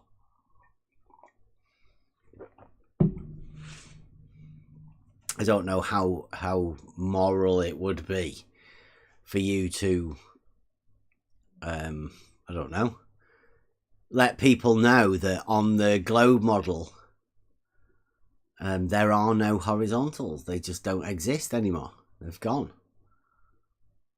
So you have a really hard job. I mean, according to what Aaron Burrell says there is at least a quarter mile straight, flat, square bit. Just call up any surveyor, tell them you want to teach your son how to measure curved water. What tools and methods does you need to go rent and use? And just be prepared for what you're going to hear. What you're going to hear is a bunch of laughter and a bunch of, ma'am or sir, I don't know, I don't know how to help you with this. What you're going to hear. It'd be exactly like one of those jokes you think it's played on you when you start a new position. Or Yeah, job yes. That doesn't exist, Sending out Skype hunting. Hey, Joseph, all new employees have to go measure the curved water. Yeah. Hey, good luck. Come back with your results, and this has a lot to do with your pay grade. So, and don't do come it back until thoroughly. you do. Yeah. Yeah.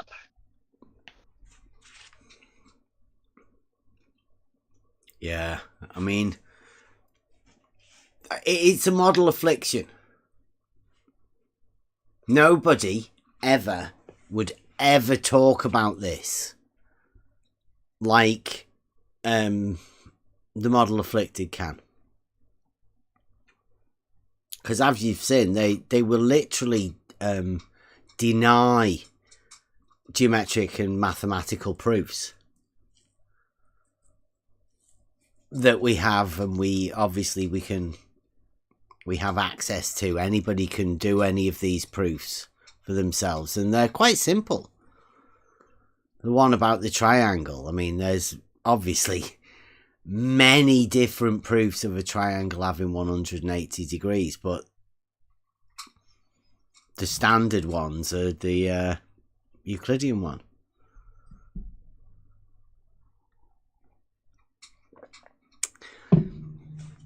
Of which there is definitely a proof that a triangle has 180 degrees and a proof that is within Euclidean geometry. That's why it's a bit strange when they decide to remove the 12th axiom and place it within their postulates.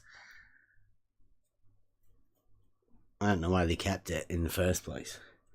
But the one that states that a triangle will be formed on either side of the line. The one that they call the parallel postulate. That is really a triangle axiom. But it's a one that states that a triangle will be formed on either side of the line. Whereas actually within the book and the propositions, there is a proof that triangles have 180 degrees. So you'd have to deny the proof of triangles having 180 degrees in order to get rid of the axiom. And you'd also have to get rid of the proof that triangles have have 180 degrees as well. But nobody ever mentions that, do they? It's strange how people can be distracted, like a magic trick. Flipping and changing arguments mid-conversation. Statement's really simple that a triangle has 180 degrees.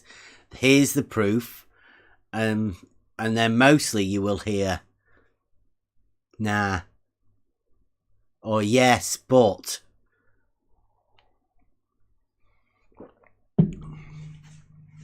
Because if there's a proof that triangles have 180 degrees, then triangles cannot have either more or less. It's proof. Can't get around it. You could just literally deny geometric proofs. Depends how strong the model affliction is. Whether you're willing to give up geometric proofs and say that your reality doesn't relate to that.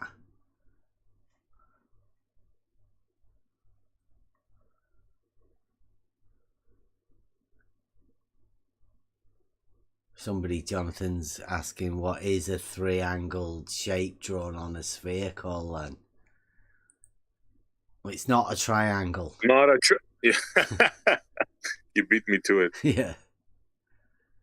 Because it's not got three angles if it's been drawn on a surface of a ball, because a ball has a surface of continuous curvature and you can't measure an angle to a curve.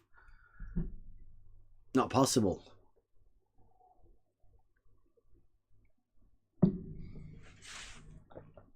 Anybody Call that's it worked anything without the name triangle in it. I was gonna say, anybody that's worked with it in real life would know that for sure.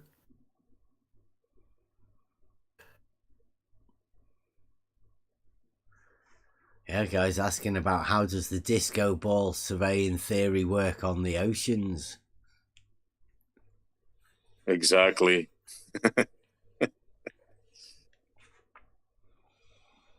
And all of those little bits, would they be where horizontals intersect at the edges of each of the tiles, the quarter-mile squares? Actually, you can't have a square on the surface of a sphere. It's not possible. Squares only happen in Euclidean geometry on planes, because a square's a plane shape. Made up of triangles, actually.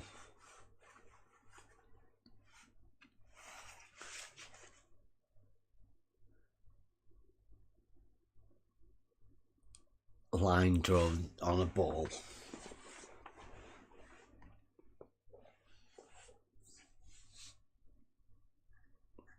Don't think it's definable, because you'd need to know the radius of the curves of all of the arcs that you're going to be drawing. Are they all the same? there's too many factors that you know the globe model needs to be able to factor in.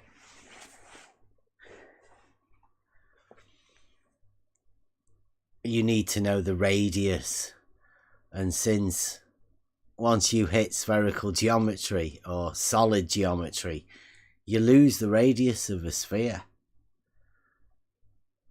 because the sphere doesn't allow you to get to the radius.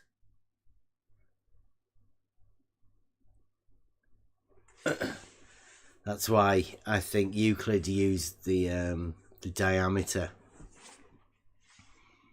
and not the radius in solid geometry, book 11.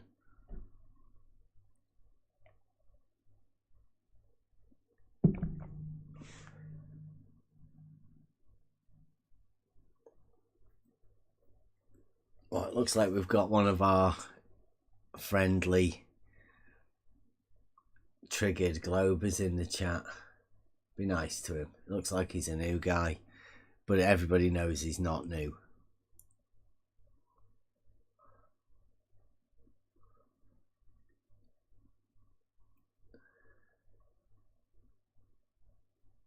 Wow, it's a lot of rubbish that people talk, isn't there?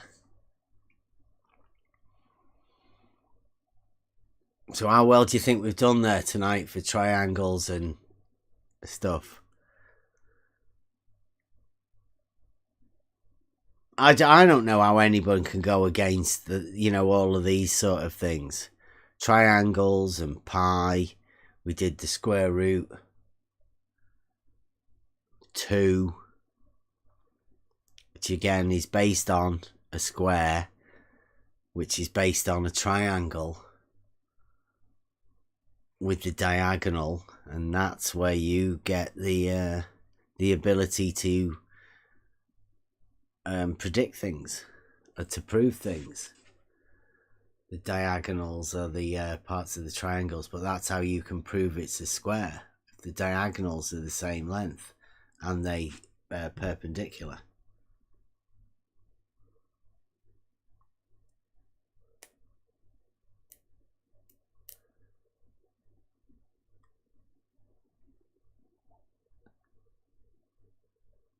Jonathan knows that shapes only exist in 2D, which means they don't actually exist, Jonathan. I mean, that's good. So they don't exist.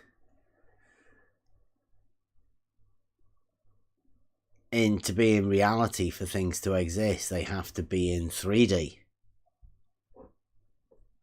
It's another little next level sort of stuff about geometry.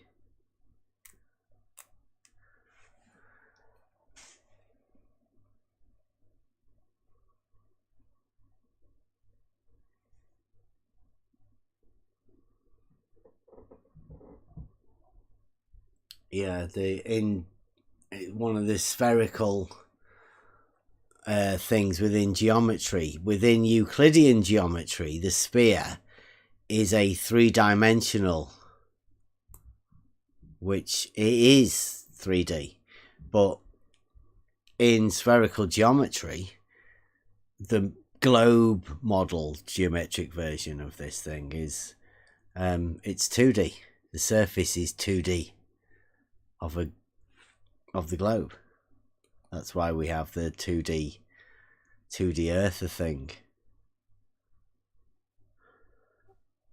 I think that it is because they are confusing 2D and no thickness within the surface. Because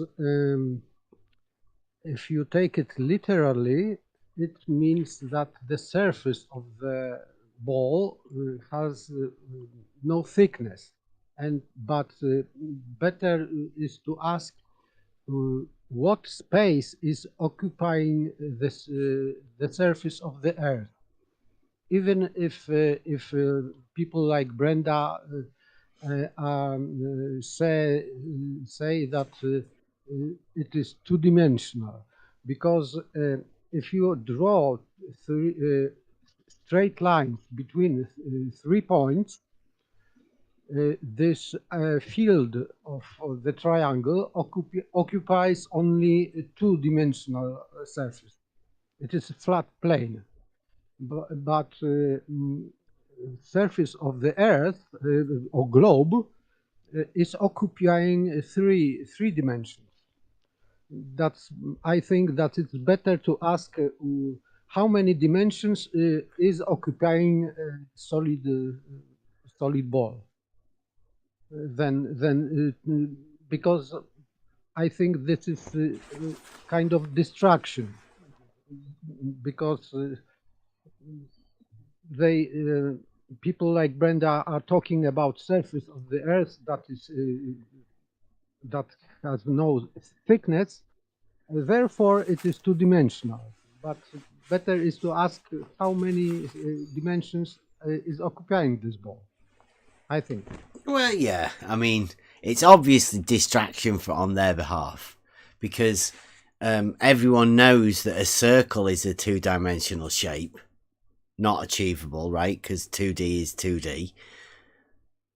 You can't have the surface of a sphere also be in 2D. That's Dilethism.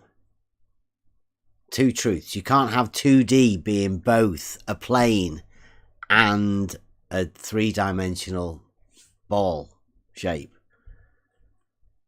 Mathematics couldn't have that, right? It just wouldn't. There's no chance anybody within mathematics or geometry would do that.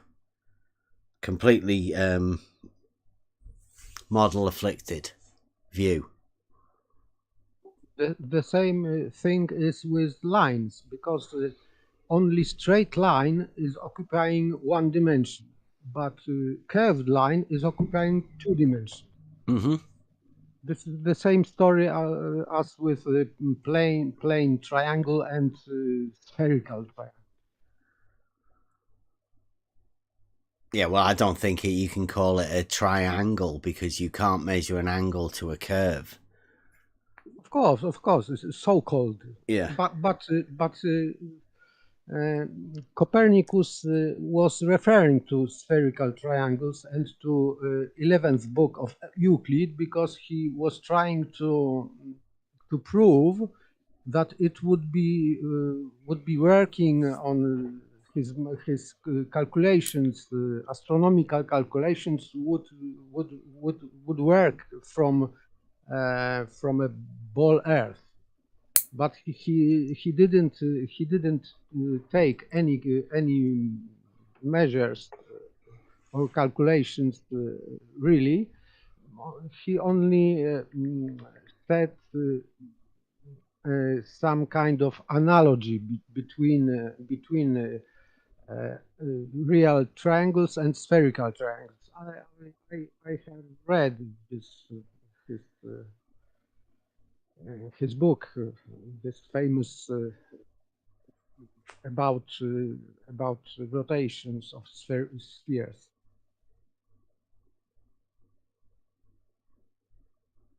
But he never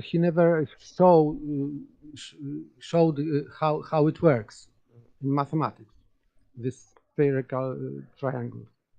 He couldn't do this. Yeah, because it's an impossibility. To imagine a triangle, a shape that is achievable in 2D, that has proofs and all sorts, to imagine it differently is Dilethism. You can't have it being one thing and something else as well. I mean, is there any wonder there's no proof of it in this other reality that they think they live in? There's only one set of proofs of something.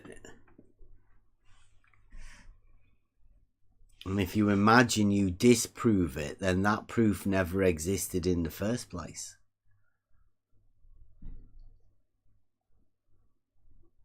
But since they do have mathematical proofs and stuff.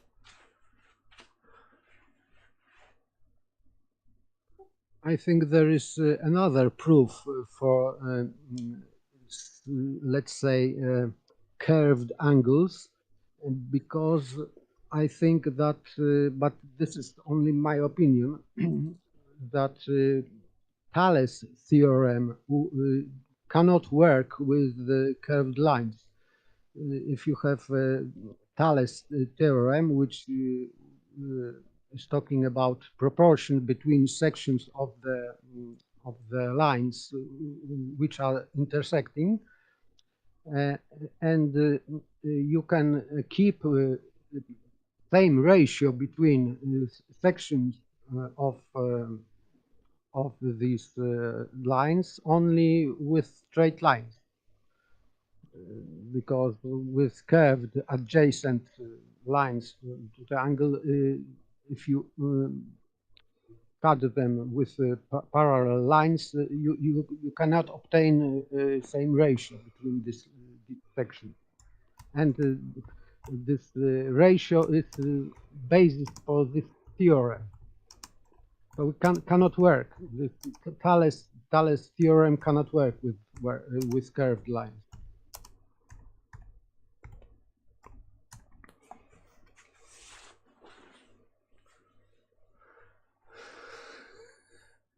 If I spelled correctly, Thales or Thales, Thales of Milet, Greek mathematician.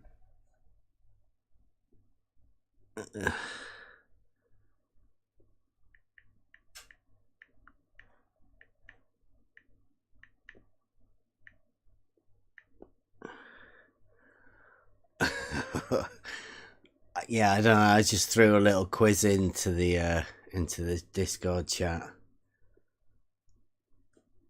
Gadget's got it's blocked. I should do this more often. Close the screen down. Yeah, we can. I can go into the 2D video, but it might be better for saving it. It's an extension of the Brenda one.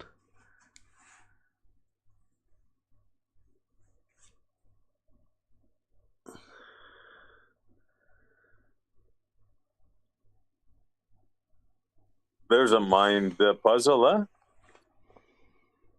Yeah.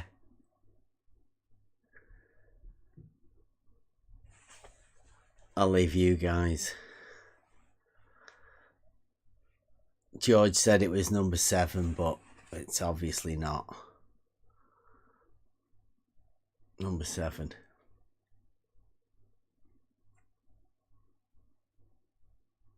You'd have to know how flow of water works, really.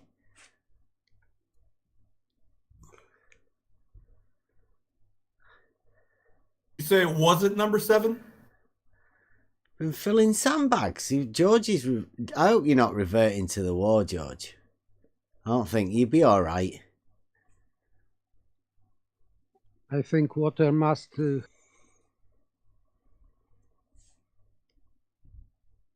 Would it be number 6? It must go right first, because it will fill first the glass to the conduit, and then it will go right for sure. Yeah, that's what I think. Definitely. Right. And then since all of the others are blocked off, is that it'll only fill number 3, right? Number 3, yeah. Oh, but then number 3 has an opening on the bottom. I didn't see the closings on. Yes, we're not seeing the 7. we gotta change everything. I didn't see. Yeah. I didn't see I didn't see the closings. Oh man, how immature of us. Yeah, it changes everything. Yeah. It's number 3. 7 of wouldn't course, fill it yeah. all. If you look at the closings, it's number 3. Yeah, it's obvious. I mean, yeah. Yep, 7, 5. Number 1 is lower. The lower one is to the right. Then it goes to 3, and since it's blocked, boom. Yep. Yeah. Gadget. I mean, it was it Kawasaki's ninja says he'll just rob the barrel at the beginning. None of them will get filled. How about if we spin them?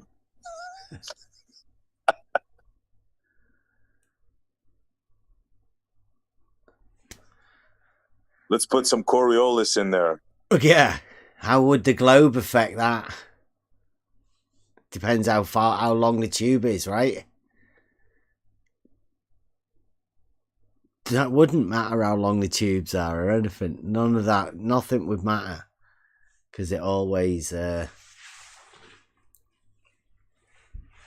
would always be the same. Fluids always go like that. We have the horizontal paradox. 3 couldn't fill before 6. 6 wouldn't fill. It's got a block at the end of it. It won't go from 3 to 6. It's got a it's blocked, isn't it? Oh, it'll go. What do you mean it won't go from 3 to 6? Oh, no, it's open, isn't it? No, it's got a block at the end. Oh, at the end. Yeah. oh God. Well, I'm missing so much. Wow. Yeah, you got to see the full picture, like the haven't you? styrofoam thing. You remember the styrofoam thing? Which one is high? Which one is like turned upside down? That was a good one. Not sure I saw that one.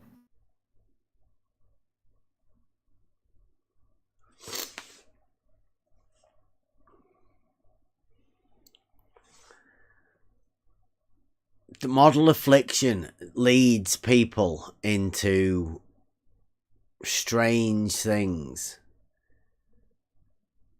I mean, why do you ever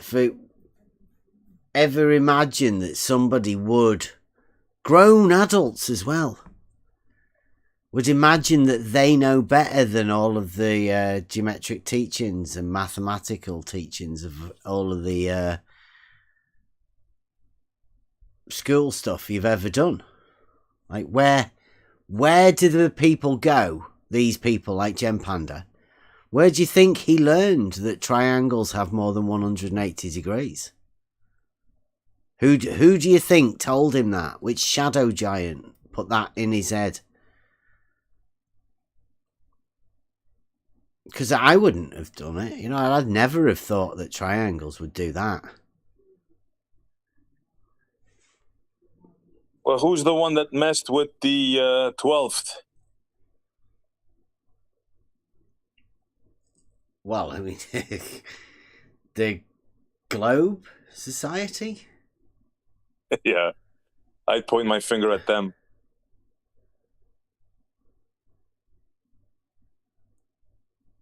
Starcarder said 4. That's not good. Hey, Bev, have you ever spoken to Jesse Kozlowski directly? Yeah. I got to have a short chat with him over on Jose's. How'd that go? He said that the water level drops at a rate of 8 inches times the distance in miles squared. And then he had to leave, and he's never come back and talked. Shout out, Jesse, if you want to come back and have a chat about your imagination about the water level dropping at a rate of 8 inches. Oh, drop from horizontal. Let me get it. I'll get it. It's a clip. I don't want to be saying things like this without giving backing of these things.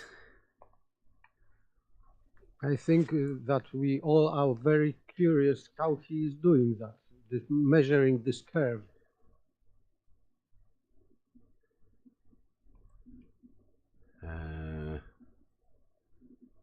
8-inch drop. It's a too powerful. Let me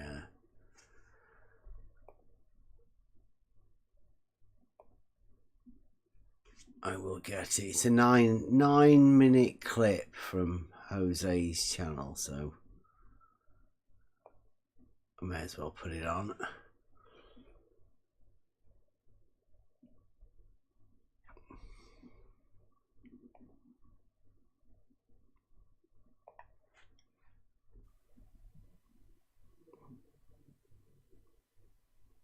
Let's try to keep it. Yeah, let's try to keep it like this in the. Okay, right. You guys.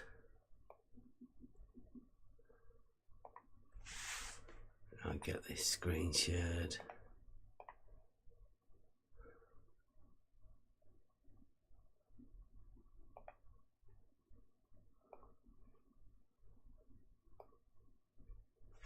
Right, here we go. This is you guys got that in there.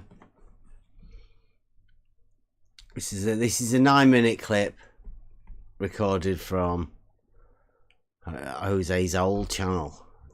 This channel that was recorded off doesn't exist anymore. Download. I'm pasting the link again. He dropped, but he's gonna rejoin now, so he's listening.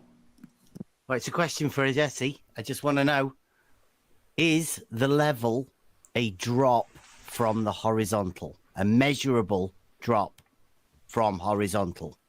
Let him dance. There you go. Yeah, Jesse, did you hear that question from Bev? Make sure you're unmuted, Jesse. When you join, is muted. Ask again. Try thinking here. Jesse should be listening. Go ahead. Sorry, I was on mute and I just came back in. Right, Jesse. You said the level is not horizontal. So, is the level a measurable drop from the horizontal? I did not say that the level is not horizontal. Right, there you go. Statement 1. Jesse Kozlowski did not say that the level is not horizontal. Strange thing to claim that, isn't it? Blue's been doing loads of streams live where he's saying it is. You say that it was, though? I say that it is. He says that it is.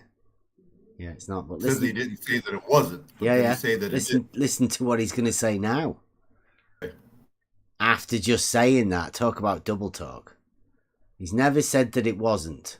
I said horizontal and level are coincident with each other at one point only, and that's at the plumb line where the observer is. Oh yeah, I heard that. The level surface drops down from the horizontal plane at a rate of 8 inches times the distance in miles squared. See, there you go. It drops away from it. It's coincidence at one point. Coincident at one point. Oh, that's what I was going to say. He said level and horizontal is a coincidence at one point. Yeah. Oh, that's an interesting way to put it. He's making stuff up. Well, when I say level is horizontal, and they say that means flat Earth, and Jesse says it's coincidence at the point where the plumb bob is, what he means to say it would be that everywhere you hold a plumb bob, that's where flat Earth is. So you could carry that around with you. So everywhere where you are, that's where flat Earth is, to Jesse Kozlowski at least. He just imagines that the water level drops away from the horizontal. Strange, isn't it? That's why I don't think Jesse's a surveyor, really. No matter how hard I try, I can no longer imagine that water drops away from the horizontal. So he is invoking tangent line or tangent plane to supposed spherical surface. I think so, yeah. That he's doing explicitly. Yeah. Yeah, it's a model dictates, right? This is a model affliction that people have. Because they can't have level being horizontal. They just cannot have it. Goes against everything that they do. It's like blasphemous to even consider it. I said horizontal and level are coincident with each other at one point only, and that's at the plumb line where the observer is. Oh yeah, I heard the that. The level surface drops down from the horizontal plane at a rate of 8 inches times the distance in miles squared. You notice the way he says drops down from the horizon, drops down. So this this water level is dropping from the tangent horizontal plane. That's the way I understand what he said. Yeah, according to Jesse, it's a must-do situation, and the point where level and horizontal are coincident to Jesse is where the plumb bob is, i.e., wherever you are dropping away. And at this coincidence, do they say, "Hey, level, hey, horizontal"? Yeah. See you at the next coincidence. Well, I think, like paper says, this is it's the tangent point where he imagines level and horizontal are coincident. Right. Yeah. But it assumes that the horizontal is or maybe straight line, but this level is curved line. Yeah, circle. Has to be. Oh, well. If it drops it times distance in miles squared. Or, I mean, maybe that is distance in miles squared. That's a 2 points. That's a slope. Isn't it? Drops down on a slope.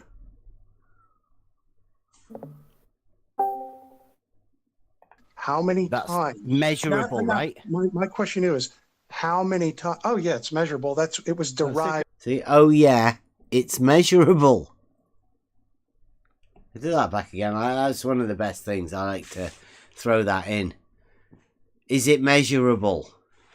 Because it has to be in reality, right? That's the check. Reality check. Distance in miles squared. How many times? Measurable, right? My question is, how many times? Oh, yeah, it's measurable. It was derived. That's all I wanted to confirm. It was derived. Is it measurable from the ground? Hold on, Brian. Measurable from the ground? Hold on, Brian. Try thinking. It's measurable. Yes, but he said it's derived. So he's very careful. Oh yeah, he's a wizard. He don't want to be caught on a blatant lie. Yeah. So he's using word it can be measured, and it is derived. He didn't say that he measures. He says that can be measured.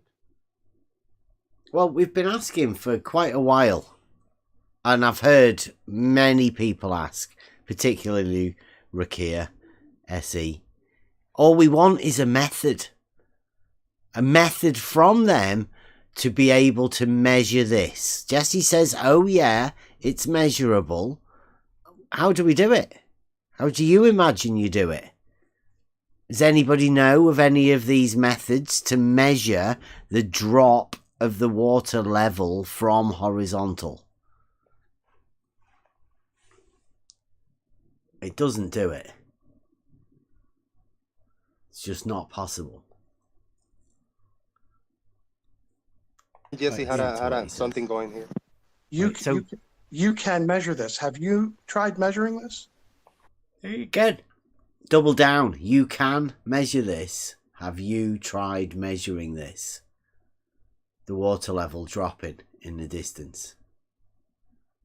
Yeah, so you are saying that a water level drops away from the actual level. You know, when you set up an auto level. No, I didn't say they're that. different, aren't they? No, not really. Aha, see? Now George comes in. Well done, George. We can remember this.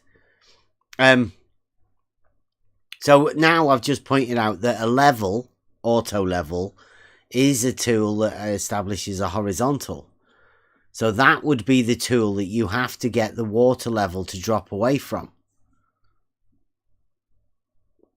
Did you hear the pause? I'll do it again. Yes. Actual level, you know, when you set up an auto level. No, I didn't say they're that. different, aren't they? No, not really.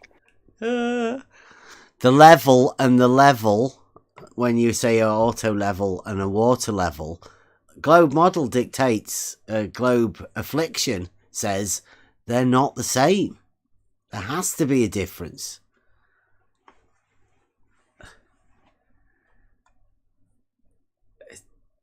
Yeah, George, you did show us globe differential leveling.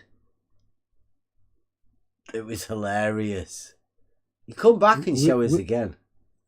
With divergent plumb lines, yes? Well, they have to, right? That's the driving factor here. Yes, it has to be proven experimentally. Where on Earth plumb lines are divergent? Well, not only that, a consequence of that is that horizontals have to intersect.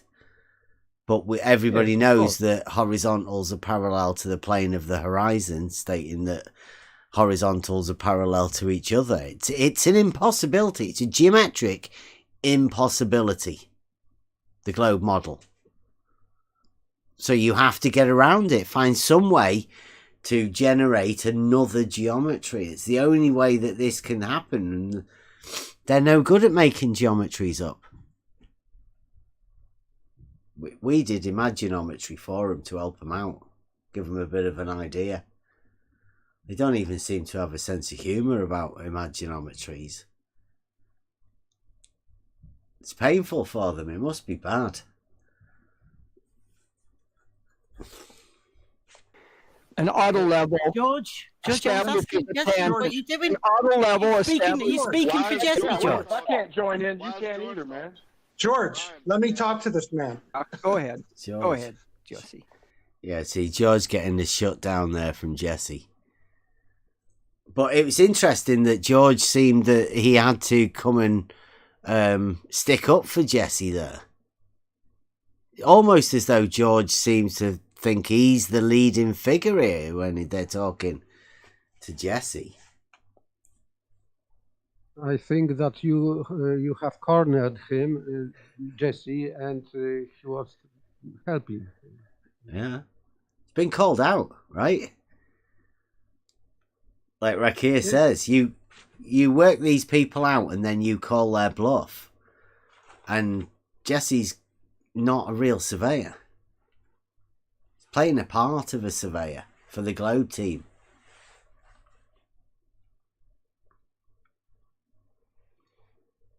George says, look, George has said it again. In the chat here, George says in the YouTube, Bev has a terrible memory. I have told him how to measure a water level dropping from a tangent line set from the observer.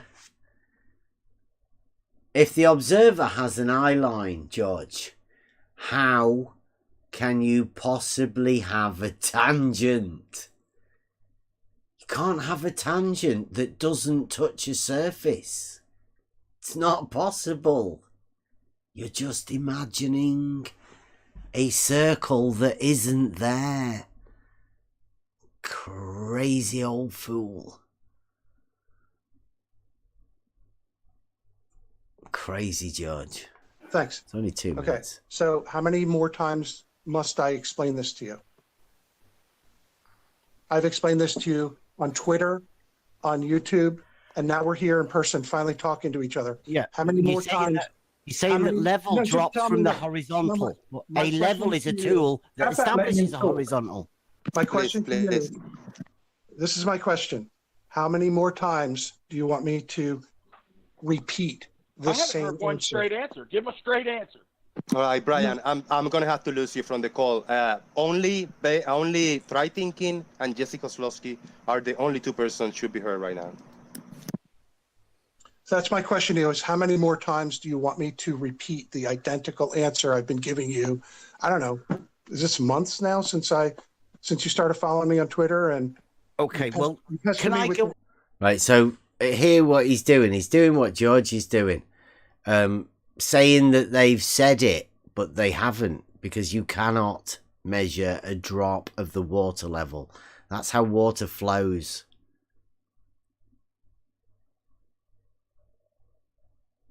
It's ridiculous to think that it could be anything other than that, but globe model dictates. Can I go over it then and tell you what I understand, and you can just confirm or deny it, right? Just to make sure. You're saying that you can set up a level. No, I just asked you a question. I'm asking you this. How many more times are you going to ask just me? this one? Just this one, Jesse. So if you make it sure and let everybody know that you have definitely answered the question that I've asked, then that'll be the last time, Jesse. Promise. So this is it. Drum roll. This is it, right, Brian? What's your name? Do you know the question? Do you want me to repeat the question again? Yes, you're going to, but I wanted you to answer me that one question. How many more times? You're saying this is it. Right, yeah. If you answer the question this time properly and not obfuscate it. Have you seen my answers before? You've never really answered the question. That's why I keep having to ask to clarify, Jesse. All right, let's try it.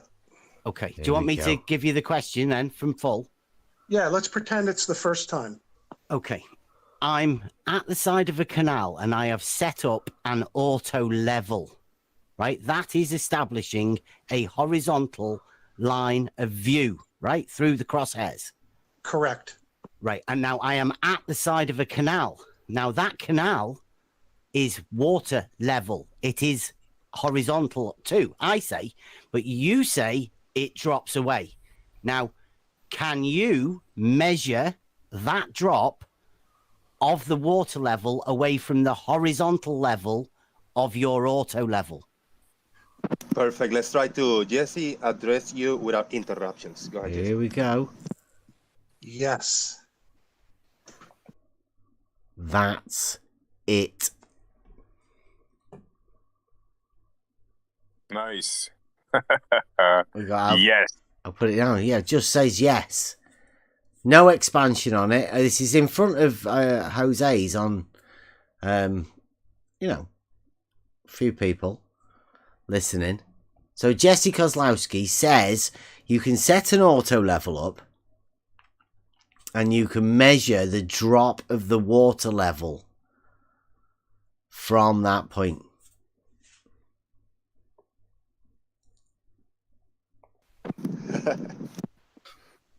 That's pretty clear.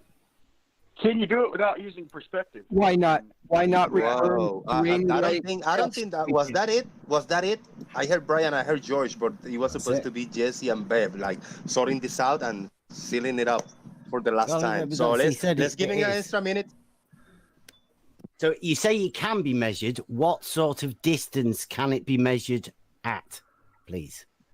What distance would you like to try to measure it at? I don't know. I'm asking you, what distance can you measure it at? All of these people around here are thinking you can do it. So tell these people at what distance you can measure the drop of the water level from the auto level, please. Have you not seen the work that I have done showing that? Because I have done this very thing. Did you see it? He's done it. Jesse Kozlowski's measured the drop of the water level. You know, there's another guy who said this as well, Bob, the science guy. And I called him a liar. I said, no, you haven't. That's after a bit. And to Jesse, but I mean, if I was to say the same thing to Jesse now, no, you haven't. You've not measured the drop of the water level. That's ridiculous. That would be flowing water, not in a canal. Measured the drop of the water level from horizontal. Correct. Oh, well. There we go. I'll put that back again. You measure it at. All of these people around here are thinking you can do it. So tell these people at what distance you can measure the drop of the water level from the auto level, please. Have you not seen the work that I have done showing that? Because I have done this very thing. Did you see it? You've measured the drop of the water level from horizontal. Correct. Oh, well, where is that? Is that the one where you looked across the lake at like half a mile? I've done two of the different lake tests. That's correct. Right. It might be where Bob did it. That's Bob the Science Guy, or Research Flat Moon, went into his back garden with his auto level with fancy pattern flashing lights on it and tried to do the same thing that Jesse did. And then he came and told us that he'd measured the drop of the water level, and I called him a liar. Well, you never have to worry about calling someone that says that a liar. But is he doing a physical measurement, or is this an optical drop? Well, if you're using an auto level, you have to have a measuring rod. Exactly. Right? It's a measurement. That's why I said, can you measure it? And he says, yes, you can. Wow. See, the Globers have been missing out. They should be bringing Jesse back again. Does it drop from both sides? Is it like a relative drop from your position? I think you just figured this out. I have been telling you that it occurs from your observation point. So if you're on the North Shore. That's not what horizontal does, though, is it, Jesse? That's not. No. If you're on the North Shore looking toward the South Shore, the horizontal crosshair will extend out into the distance. And if you look at the picture, you know what? I'll show.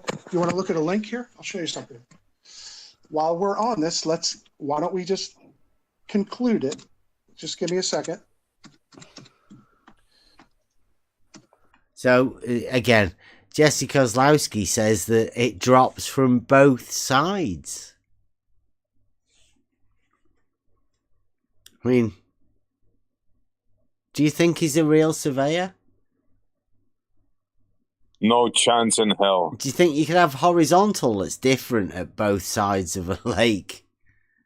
No chance in hell. It's crazy, isn't it? Doesn't Insane. he sound familiar, though? You don't think? This little bit. South Shore, the horizontal crosshair will extend out into the distance. And if you look at the picture, you know what? I'll show. You want to look at a link here? I'll show you something. While we're on this, why don't we just conclude it? Just give me a second. Jesse, you know you can share your screen, right? Not on the computer I'm on, and I'm using my phone to talk to you guys. So give me a second. Bev, I'm next. As a surveyor, just a minute, Bri. As a surveyor, Jesse, do you not consider a water level as a tool for establishing a horizontal plane of reference? Then, are you talking about? I can't ever remember my own password. Are you talking about a water level being the tubes of water? Yeah, just the tube filled with water. Yeah. You know what they use them for, like local construction projects. You know, they don't measure miles and miles and miles with those, right? Well, I mean, like a canal's like a big one of them, really, isn't it? It's just a big trough filled with water, right? It's not the same as a cube filled with water. Farmers Boy, did you say they're curved? You understand it's not the same as a cube used over 20 meters. Well, you're all jumping in to help him. I'm not helping anyone. It was just a comment. Yeah, canals curved. Hey, Jose. Farmer's Boy saying canals curve. Help him. I'm not helping anyone. It was just a comment. Yeah, canals curved. Hey, Jose. Jose, before he drops, can I ask him one question? Jesse might not be trained for this sort of stuff. He's trying to share a link so we can get this presented. Yeah, it's in I the was chat. just trying to help out Guy thinking. I was trying to help him out by making the observation. Yeah, but that's not gonna fly easy. That's not gonna fly well. Ken, what the hell? Don't do that, man. Oh, scary. Put a top on. That guy's terse. All right, let me talking. Yeah, terse B. Yeah, Scottish guy. Yeah. Send He my could screen. set up an auto theodolite on the Who's first hot try. micing? Oh, it's Jesse. It's really windy or Sorry. something. Is it mine? I'm not sure. Somebody is like a hot mic. Zenith angle. There you go. We're presenting this. No, it wasn't you, Jesse. It was a video. The background. Okay, let me. Hold on. All right, that's that. So yeah, that's my conversation with Jesse Kozlowski.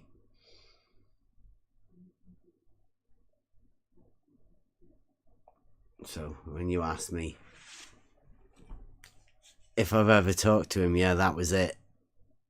That's about as much as you got. And he's never come back again. It's a pity. There's quite a few of us that would like to have a word with him and ask him a few questions about his techniques. Well, he must sense he's in an unwinnable position, I would think. Or otherwise, he believes in what he said, he'd be back.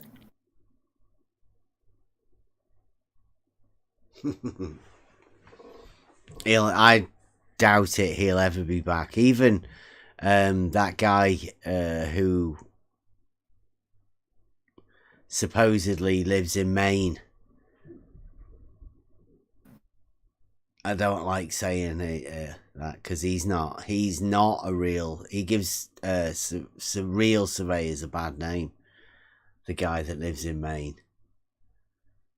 It makes them look stupid, actually, and I'm pretty sure that's not the idea of what they want to do. So,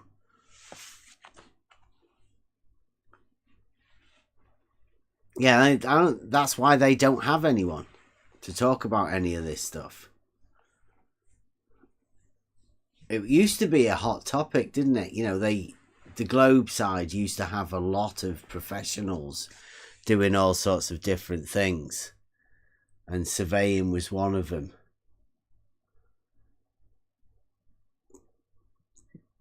And we could only hold that lie up to the truth for so long, and it's going to collapse. Yeah. And I'm guessing that's why they're not here, because their story has just collapsed. Yeah, he did the, Jesse Kozlowski did the Lake Pontchartrain bridge, and did actually state in it that 3 coplanar points. I don't know who else was saying that he's very clever with his words. Well, yeah, Jesse is one of the original wizards. He's fooled a lot of Globers into believing. He's fooled Blue Marble Science into saying that there's he thinks there's a 90-foot hump in the middle of Lake Pontchartrain. Is he the one that drove across the bridge and Jesse Kozlowski? Yeah. Drove across the bridge with a GPS unit on his roof of his car.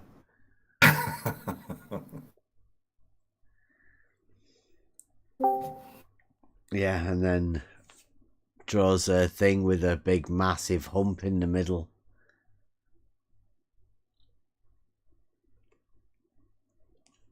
What a present. How do they convince themselves that it's actually there? Well, I think Jesse Kozlowski's data set is enough for Blue to do that. But Jesse Kozlowski says even Jesse Kozlowski said there's one point at one end of the bridge, another point at the other end of the bridge, and he takes a level point from the middle, and he says there are 3 coplanar points. Not a triangle, just 3 coplanar points. Because if they're all on the same plane, where's the triangle?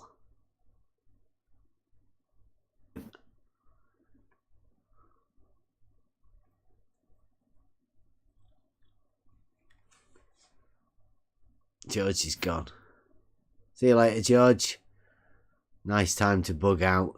Geometry time.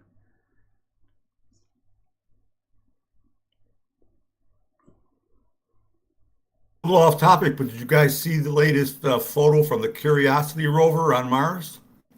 No. It caught in the side of a mountain an opening that looks like a doorway, but it couldn't get close enough to take a close look. I think it was in Sunday's news. When I turn on my computer, you know how it has all the headlines and stuff. It was one of the top stories. Yeah, it looks like a perfectly built doorway in the side of a mountain on Mars. Cool, huh? Well, that definitely proves there's something on Mars, right? Absolutely. Driving around taking pictures. How could you have a picture of a doorway if it wasn't really there? It's just so funny for me now. I look at that stuff. Yeah. I know there are people out there saying, wow, can you believe that's really there? Well, if there's a door that they've found, they're obviously trying to push the idea that civilizations, right? Yep. Life on other balls, right? Yeah, in a vacuum. Yeah, it's a little bit hard for me to believe that sort of stuff, but I can understand why people do. Oh, I did at one time, so.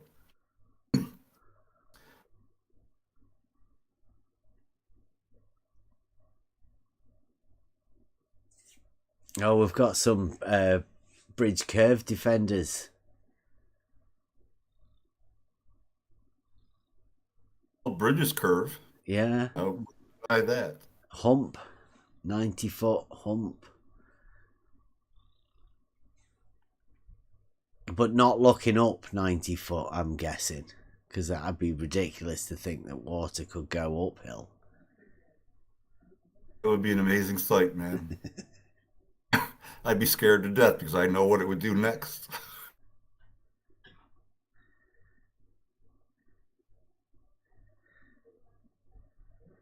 Yeah, there's just too many geometric problems.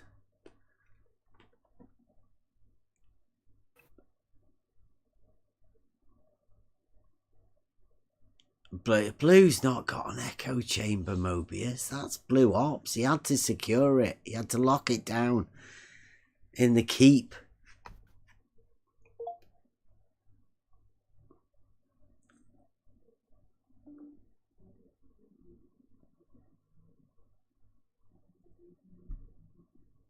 I'd love to have a chat with any of these people about any of the geometric proofs that they want to put up and come and talk to us.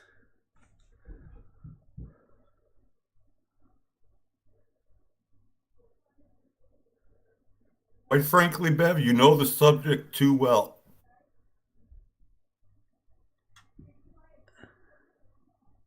When I was watching that thing with Fight the Flat Earth, I was wishing it was you there. Because he wouldn't have been getting away with the shit he was getting away with the other guy. He won't talk to us. He's like, it's finished for them.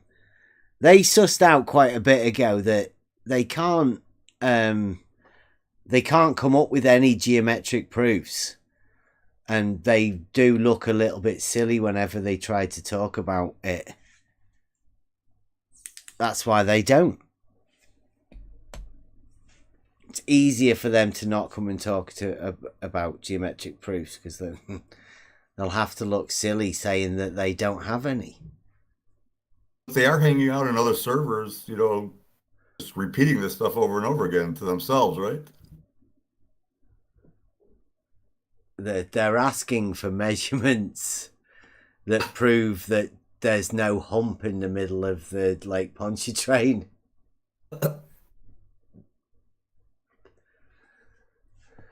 Just listening to them try and explain that hump away is just marvelous. That's why they have to flip it around now and say that we're the ones that have to provide measurements to refute it. Yeah. A 90-foot hump of water. We have to provide evidence of that. I don't think so. I'm wondering if you could make a scale model of it for a school project or something, and ask them for the measurements for the elevation plan. If they can find that I want to do a helicopter ski lift, like bring you there, surfboard you, and you just jump off of the helicopter and you got 90 feet all the way down to the hotel. They would be doing that. Yeah, and the guy's there waiting for you with a beer. Cheers. Yeah, they would be doing that. Like, you know, windsurfing and parasailing. Hump riding. I wonder if the elevation profile of that actual plan has been clamped or unclamped. What do you reckon? I reckon they've got a clamped elevation profile, like everything else, like the structural engineers would have done, or anybody like that. But then there's no hump if it's clamped. Yeah, I know, but that's what the you know, like when they make a model to show everybody this is what it shall look like. There'd be no hump in that, would there? Nope. No hump in the elevation profile that they show when they're doing the construction. It would be completely the water level would be horizontal anyway. Considering it's a lake. I mean, is it a tidal lake? I'm not too sure. I don't think it's far away, is it? There you go. Look at that. Let's see the unclamped elevation profile from the structural engineers that built it. Now that's definitely curved. How long is that bridge again? 23.7 miles. 23. Yeah, I think so. What an engineering feat. Yeah. Yeah. And does anybody know what the deepest that water gets? It's not that deep. Not that deep? No. I think it's like they use it. It was a flood plain that they added in to give them a chance, because it's Louisiana, so they need That's below sea level, right? Yeah, but I think it used to be land, but they decided to give it a lake because they needed like a runoff to be able to have a security to try and keep the water away. But it obviously still floods anyway because it's pretty low. Oh yeah. Pretty low and trigger word flat over there. Certain places are like that. Call it a plain.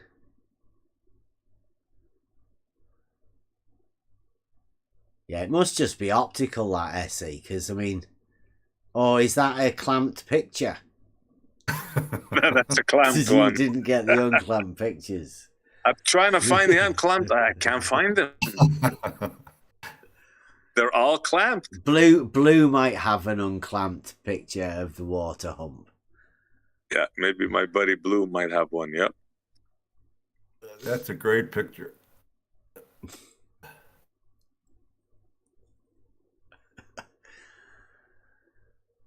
All of the points at equal pressure at the surface. You call that hydrostatic equilibrium. Look at it. We've got fancy words and all sorts of stuff.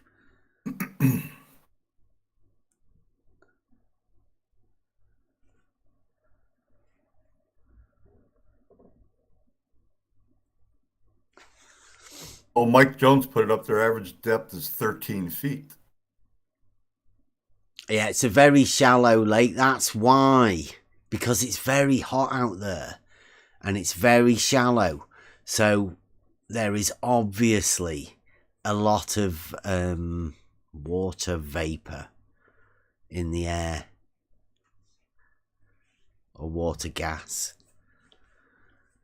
where it's lifting because of the shallowness of the lake.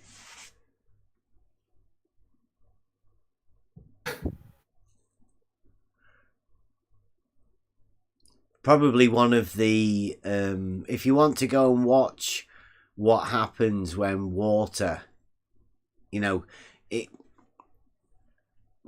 water density of in the air will always be closest to where, because that's where it's picking that water up, and the moment the water goes into the air, it makes it lighter, so that rises, and drier air comes in, picks up more water and rises. It's a constant cycle. So right at the surface of that water, wherever if you're imagining you're taking pictures and looking out into the distance, you're looking through more and more of this water rising in the air. Yep, absolutely. That's why as you get further and further away, the stranger optical effects take account. And I think that's why it looks like it's dropping, because it's a physical impossibility of the water level dropping. Right. So it's got to be a function of our eyes or the effects of the atmosphere, and both probably. Has to be, yeah. It has to be, or a combination of that and more things. Things we probably were unaware of. Yeah, but it's definitely not got anything to do with the water level dropping in the distance, because that's fucking ridiculous. Don't have to worry about that.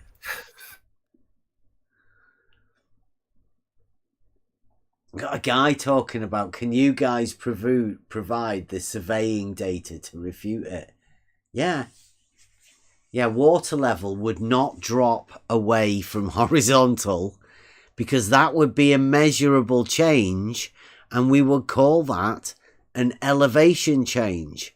If there's an elevation change within a water level, it will equalize to make sure there is no elevation change, because level is horizontal. It's really simple.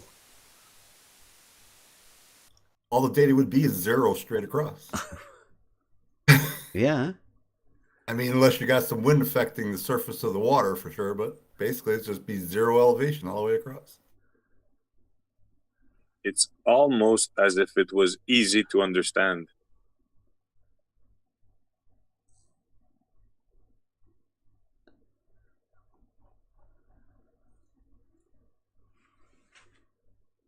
I'd like to see Jesse come and have a word with Blue Marble about it, because he's doing well. I mean, Blue Marble, because Jesse's done this stupid shit and ran away, it's good to see that Blue at least is the one that's willing to pick it up and carry it. Put the torch of Jesse. Relight the torch of Jesse and say, yes, Jesse, I'll defend the 90-foot hump of water in the middle of Lake Pontchartrain. 90 foot. How many fathoms is that? 15. 15 fathoms. High. Yeah. 15 fathoms high. Can you imagine saying something stupid like that?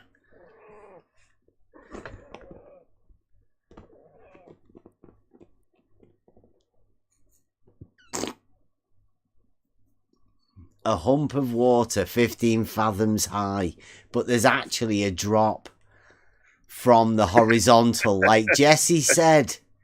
Yeah. Yeah. That's why originally we did call it the Kozlowski conundrum, because he was the one that said the water level drops from horizontal at a rate of 8 inches times the distance in miles squared. But then Walter Bisling gave him a thing with a fucking hump in the middle. Yeah. Beautiful. He confused his position, which should be this drop should be counted from his position and not from horizon. Yeah, but what ended up happening is, because of they have to accept the model, they adapted both positions. Yeah. Dilethism, right? It's the original Dilethism, this is. Yep. It's a globe model has to dictate two opposing things because it's not allowed to be the one that's in the middle, horizontal. Level is horizontal. Obviously, that's the center path that's not allowed. You either have to have a hump or a drop. And Jesse Kozlowski showed us the Dilethism. He has both.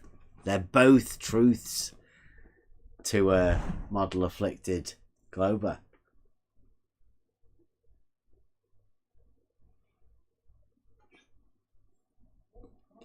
That is hard to fathom, eh? Imagine now. Believing in two truths. Wow. We've got Blue in the chat. And a Blue defender. Maybe a Jesse Kozlowski defender as well. So he says survey data confirms the water curves. I've never had a surveyor say that at all. So I don't know which survey data shows a water curve. It appears Blue thinks it's a numbers game. We're laughing now, but 6 billion people are laughing at us, apparently. Really? Bring so them that in. means Get the any of billion them are in on for our a chat. side. I'll just get a load of them for a chat. I would make sure as well, Blue, that they know what you are putting them up for. Because I've never met anybody in reality that puts a hump or a curvature to water level.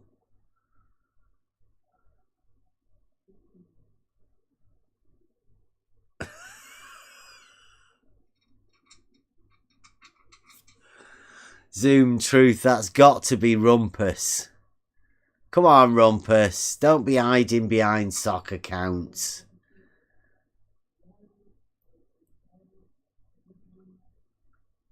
Look at Rumpus won't hide. The rugby player, Rumpus, that took 3 guys to take him down? No way. I don't believe it. Yeah. Who is this then? In the live chat there. You tell me who's wrote that. That could be a WS. That's Rumpus. I've got him quoted as saying that. Oh, really? I never seen it, so there it is. Rumpus, you're busted. He did it over at Ranty's one of those times. When he was doing his the one that we all had clips of, Rumpus doing his the earth is flat. The earth is incredibly flat.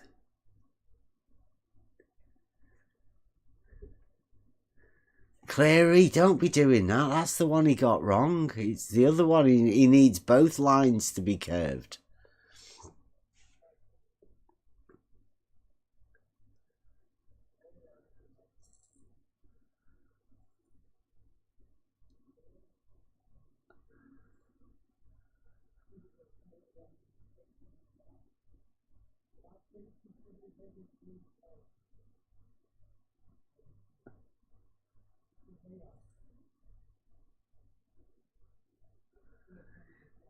Yeah, we've got some people claiming fantastic things again. Isn't there another channel, Zoom Truth? Can you use somebody else's channel name? I remember this guy Dave named Dave. His channel name was Zoom Truth, I believe. Really? Yeah, I think anybody can do whatever they want now. Okay. Actually, I know wouldn't have made that statement. So it can't be him. Yeah, I found that they do that quite a lot. Oh no, he's got 6,700 subscribers. Might be. Hey Dave, if that's you, let me know.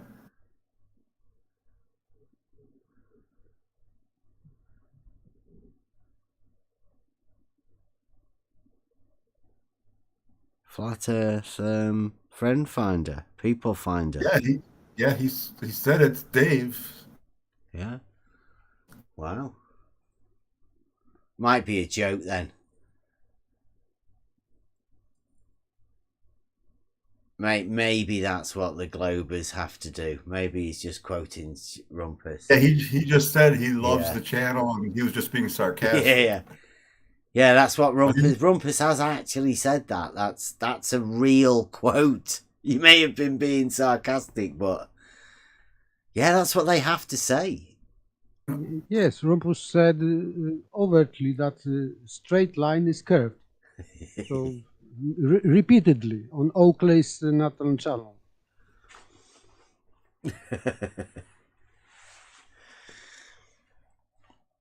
And the curved line is straight because of refraction, of course. But at the same time, they are killing their own argument about geometric curve. Using you cannot use refraction and geometrical curve. It doesn't coincide.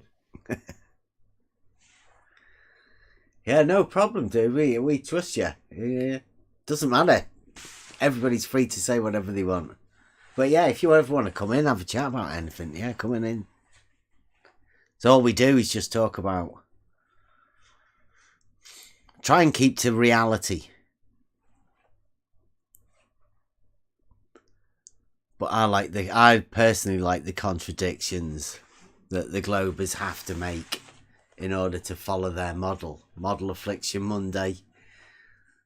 The model afflicts them in many different ways. I'm calling it the Great Paralogism.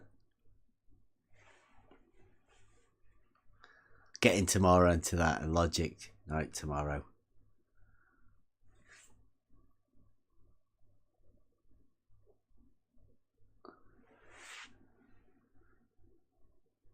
The model dictates something and you have to say it, no matter how stupid it is. Because the globe model is loved by so many, well, not many actually. In fact, hardly any. There's only a hardcore group of people who've been triggered by, let's say, flat earthers, right?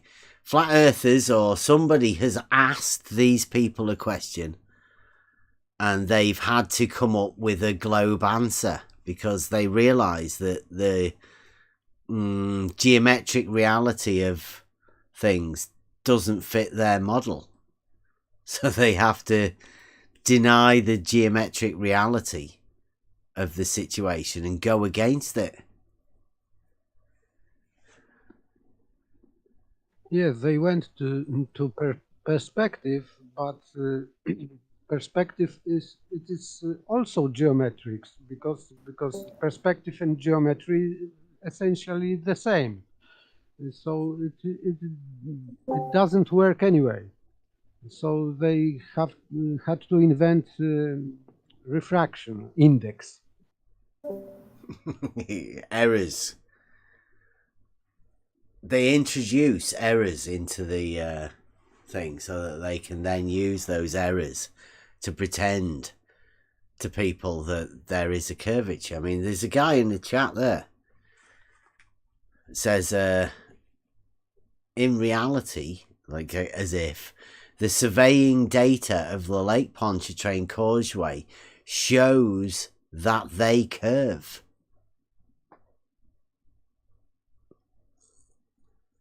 What's they? I was just going to ask that.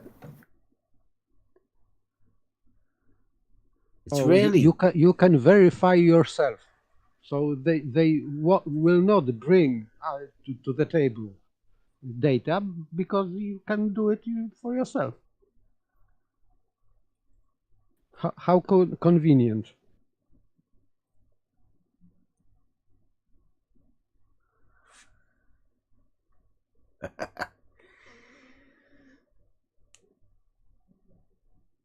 Science works in mysterious ways has got a good point. He's talking to the guy. He says it doesn't even fit with GPS.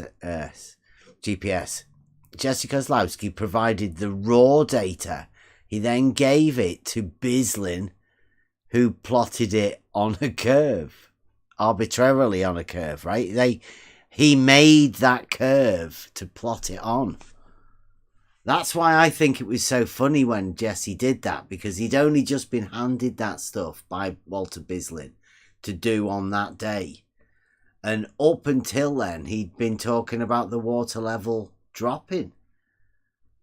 He got surprised by Walter Bislin, who gave him a hump. Gave us the conundrum, the Kozlowski conundrum of the drop and the hump. You have to have both, and the water level exposes it as a... I'm guessing it exposes it as a contradiction. It's whether you can actually see the contradiction yourself or not. He gave us the double drop hump. Mm-hmm. And Wally's also picked that up because the consequence of it is that you have to have water level dropping, but you have to have horizontals intersecting. Then you get into the stolen concept fallacy of where did that geometry come from? And again, they can't even talk about that. So, I mean, sit in the chat as much as you want, stating like impossibilities of stupid stuff, and say that Jesse Kozlowski's your big shadow giant while he's run off.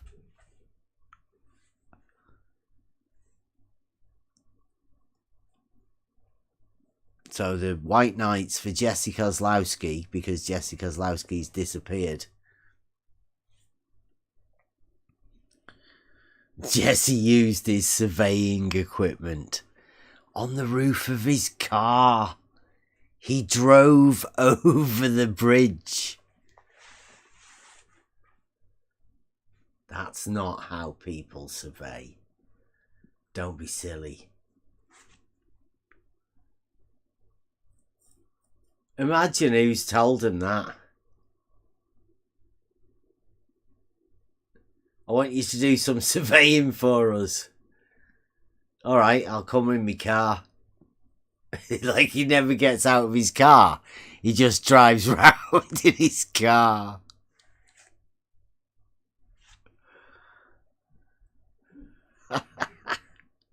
Google Maps will hire him. Put a camera there. Just drive round. You could do it. You could be like surveying all the time. They could fit surveying units onto every car and just get everybody to constantly survey everywhere where they go for them.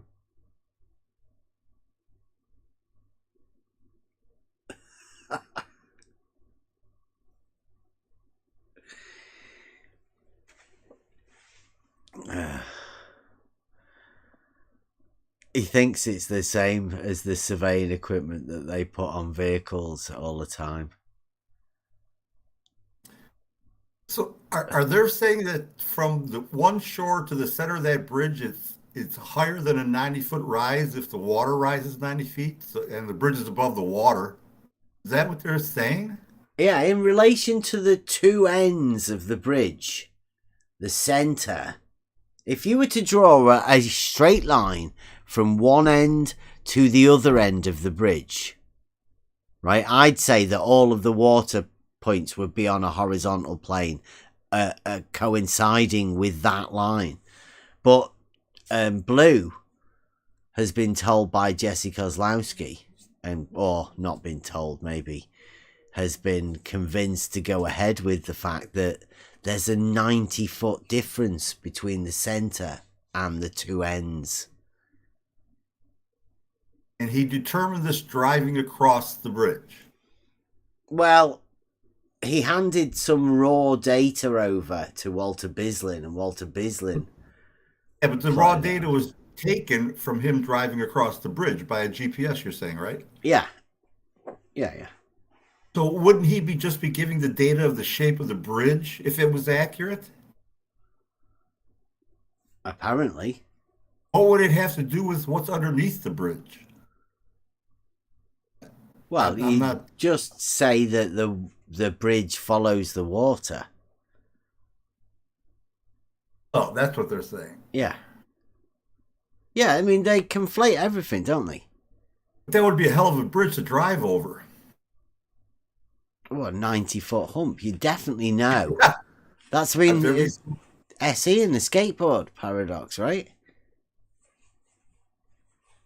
Yes, sir. Thank you for that, boys. There'd be a lot of grandmas bitching saying, I ain't driving across that. Yeah, it doesn't look curved at all, whoever that is. I'm guessing it's one of WS's guys defending.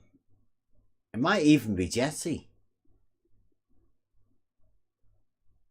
Now, they also have to say at the same time that the bridge is 5.5 meters? 5.8 meters ish, yes. Something like that, right? Yeah. Yeah. All along the bridge. I can get that one and put it up and everybody see Jesse Kozlowski's bridge measurements.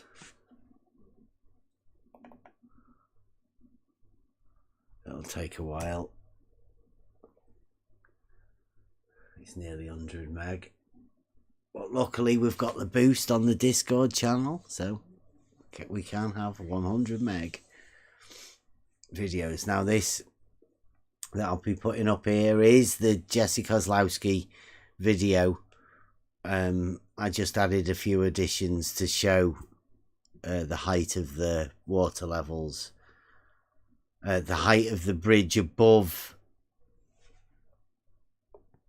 the water level of the lake, according to Jesse's. So these are the measurements that Jesse got plotted on the bridge.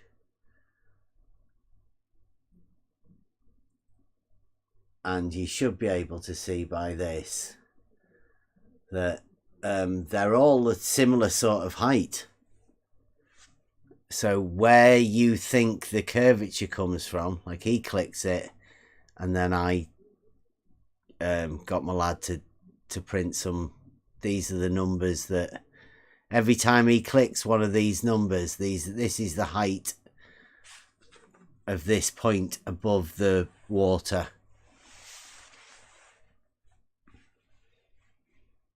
5.83.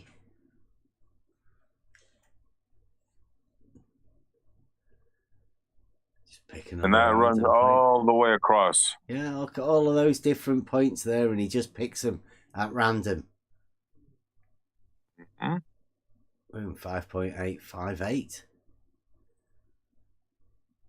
They're all around 5.8.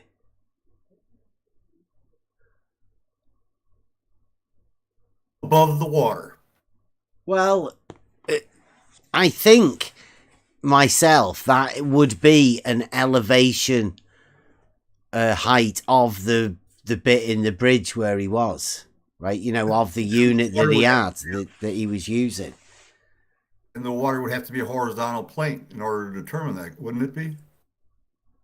Yeah, the guy in the chat saying that all of these heights are referenced to an ellipsoid. Well, These are the elevation heights of every one of these points. I'm just putting what Jesse did. 5.8. You know, they're all 5.8. Yet Blue's convinced that there's a 90-foot hump in the middle. All of these things are about 5.8 meters all the way across the bridge. Shows to people like Blue Marble Science that they are there's a 90-foot hump in the middle. I mean, if that's not model affliction, I don't know what is. What mathematics did they use to come to that? Yeah. How would you? Yeah, like, it's just a globe, right? Ooh, look at that, 16.1. That's because it's a bridge. It's called curvanometry.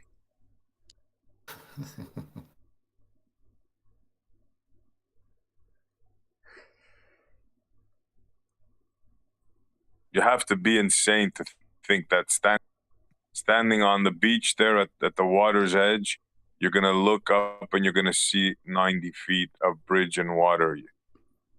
You have to not be in your right, like, set of mind to think that. Exactly. I mean, I don't know how you could think that. I'm just curious if they these surveyors are using number pi to calculate anything in their measurement. They should, if they are measuring curve, any curve.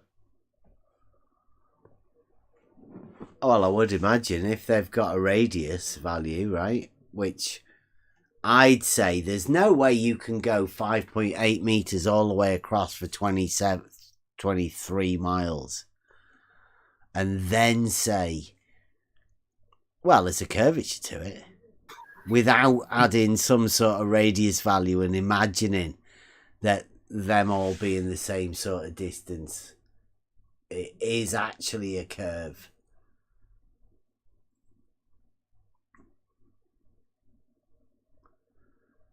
Height above sea level. It might be. So he just determined that's what it would be if it was a sphere. And that bridge was built on a sphere, that there would be a 90-foot hump in the middle. I think that's so. Based on sphere mathematics. Yeah, I think I've even heard of because, let me get this right, because I think it's north-south running, the bridge, right, that they have, because of the equatorial bulge, they have the water level being higher, or, well, I guess higher and lower at one end of the lake compared to the other, due to the equatorial bulge. That's some serious bulge there, you know that, good. right? Yeah. Tens of miles. Yeah. 26, 23 miles of bulge makes it. I mean, I don't know. I don't think it's much. But I think Blue, it was the one that claimed that. That there is a difference in height because of the equatorial bulge at different bits.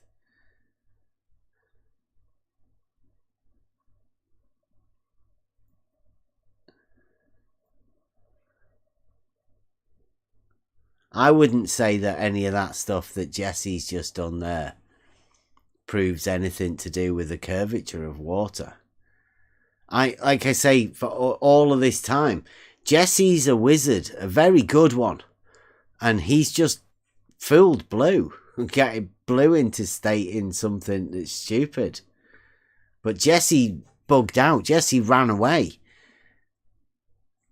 And soundly as well, not just Jesse. Jesse soundly, the guy from Maine that obviously isn't a surveyor. They've all done some stupid stuff and they've had to run away. But it's good that Blue has put that back.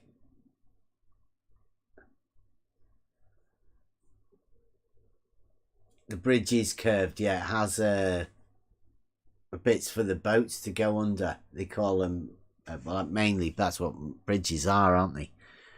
Curvature bits where they go up.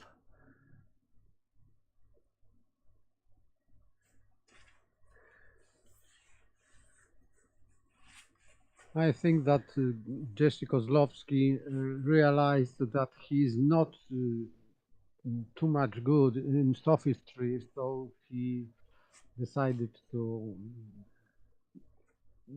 give this task to better sophists.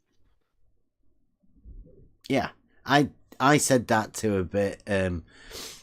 Whenever they brought PhD Tony into this, he may be experienced within his field or whatever. He may have a PhD in seismology or what. I mean, who knows? But this particular arena that we're in here is where you have to communicate with people, and you have to communicate with people over things that aren't taught. Right? The globe model isn't taught anywhere. There's no special classes you can go to that you can learn the globe model. There's no globe model proofs. There's no like geometry of the globe model and how to prove it. They just don't exist. They're not there. And if you imagine that people like Rumpus, Jem Panda, who else? I don't know. These names that were Blue Marble, George, Zach.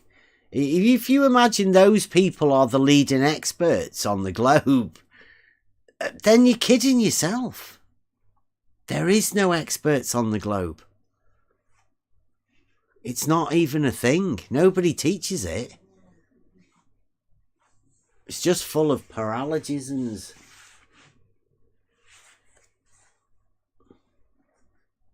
Let's see what Georgie said. Something. Yeah, I don't know why you guys are in there in the chat, unless it's just to help the guys out. I mean, they need somebody to talk to about stuff.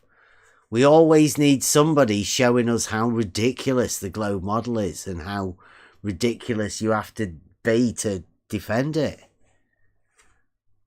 Even when you know that it's not worth talking, because there's no way we're going to come over and listen to your stupid shit.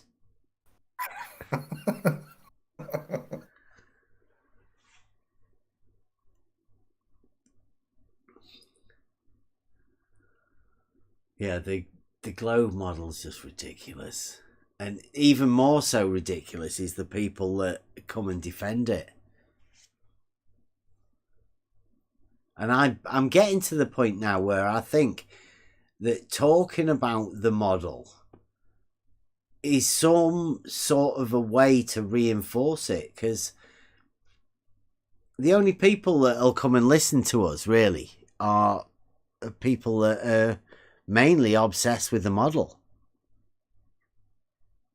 And does talking about the model stop people from reinforcing the model? Or does any talk of the model reinforce the model? It's not real. I don't think there should be any need to talk about it myself. Much like the Globers can't talk about their model, I think we should stop talking about it too. Just talk about reality. But this model is supporting their worldview, and they don't want to give up with that worldview. I think so, yeah. The model Affliction ends up dictating just about everything. They have an inability to think of anything outside the framework of that model. Because, like in 1984, within the Ministry of Truth, any talk of the opposite is deemed as blasphemous to the model. And this model has to be so. And they know it. They'll tell you that the globe model says this. The globe model does that. That has to happen on the globe model. They tell you that all the time.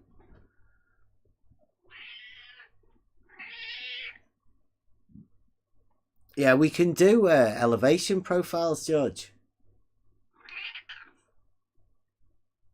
We all know how elevation profiles work.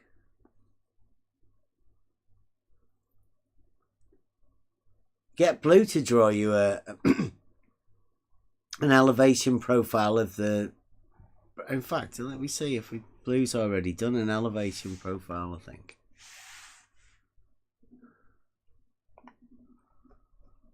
Let me see if I can find it.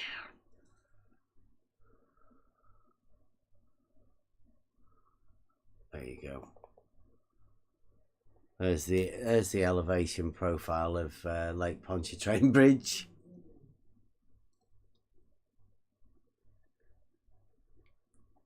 And the internal tangent plane.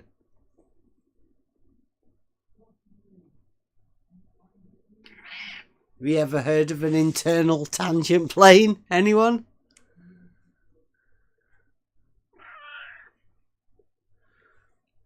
And what about divergent plumb lines in Pontchartrain? No, that's a new one for me. Yeah, they're there. That's what those red lines are, I think. In that picture from Blue Marble. So they are divergent? Yeah, look at it. He's drawn it in the picture. He's got the internal tangent plane. And then the elevation above the internal tangent plane. Which he did say was horizontal.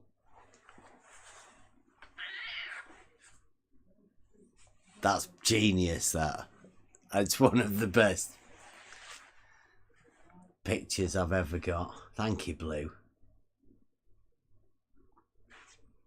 You know, you can draw everything on the picture, but if it is reality, it's another matter.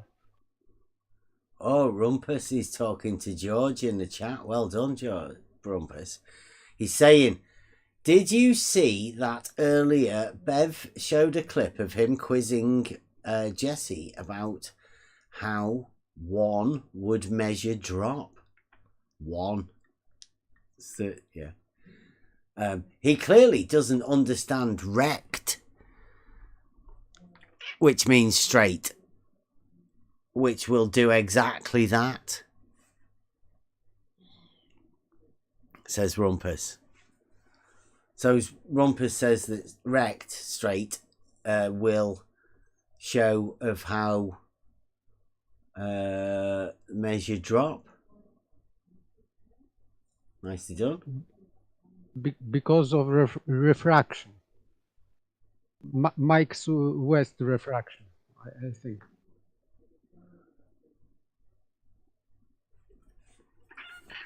Mm.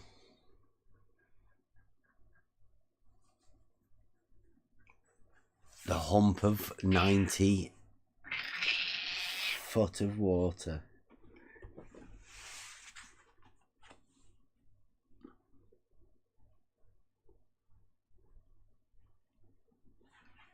When since Rumpus is in the chat, I hope you're listening, Rumpus. When are you doing your test? Or putting your video out to let us know what you're doing with your test?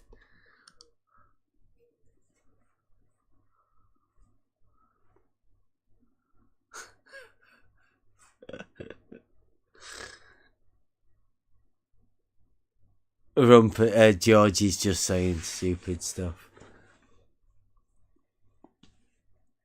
The hump curve is a level line. From George.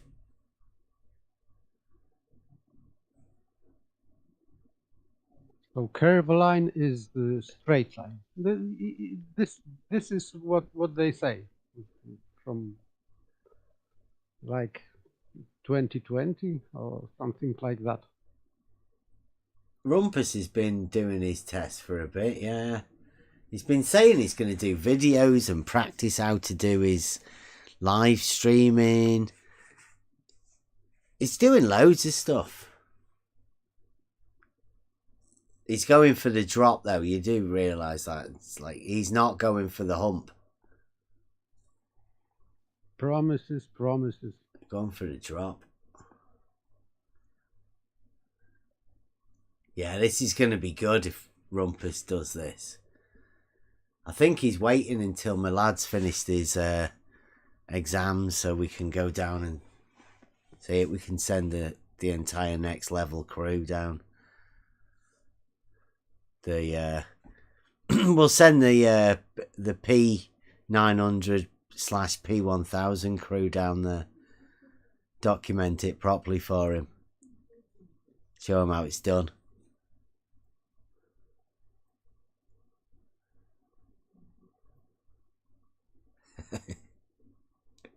"17-foot drop." That's what Rumpus is going for on the Bedford Canal. You should do it covertly, though, Bev. Don't let him know you're there. He'll be more relaxed.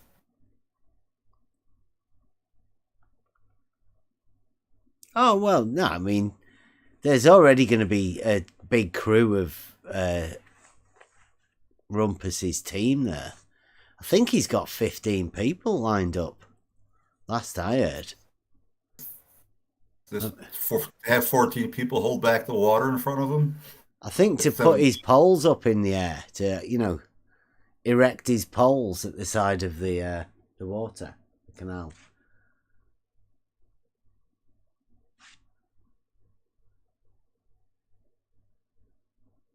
So Bedford level experiment will be debunked.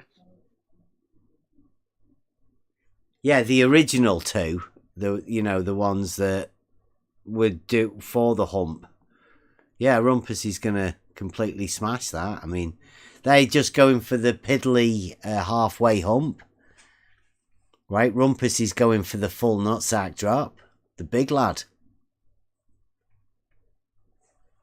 He's not going. Rumpus is employing the quadratic function of the total distance. And where is the room for pi number? Well, they do have a problem with that because pi is sort of a proof of Euclidean geometry, and they don't really want that. You best not mention pi. They get upset when they realise that pi doesn't work for them. See, a pi is a circle, and a circle is a two-dimensional figure. They like to imagine the sphere is two-dimensional, thus the same. Pi value still goes as well.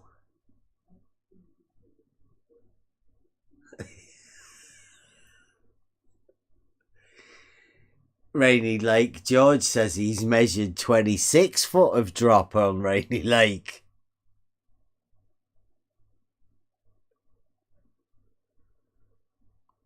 Well done, George. That's from one side of the lake to the other, right? 24 foot lower on the other end. Drop.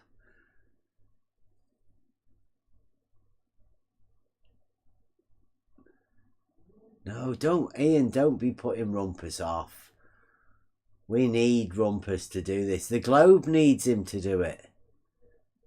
They've got no proofs. This will be their first ever proof. First real experiment. Yeah. Rumpus would get his name on that thing. Right? Robotham, Wallace, Rumpus. They might even put a statue on the bridge. Won't all the Globers be really happy when Rumpus does that? That'll lift Rumpus up to his proper position of King of Globers. He'll be on all of the best channels. He'll be on Fight the Flat Earth. Who else have they got? Is there any other Globers that do stuff like that now? History will remember them. Yeah. Yeah, the first guy to measure the drop of the water level. Employing the full quadratic function. Not at all impossible for that to occur. Oh no. No, Rumpus can measure it.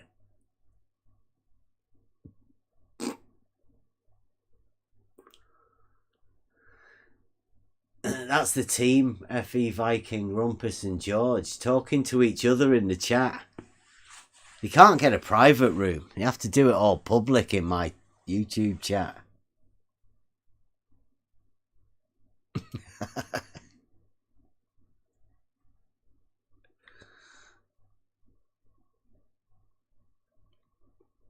Don't bother telling me when it is. It's only going to be one of the most historic events around. Yeah, of course Rumpus is going to be telling everybody when it is.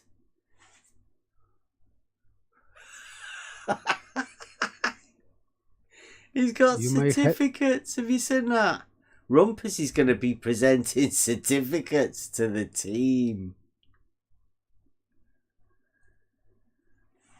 You may have bad influence on this experiment.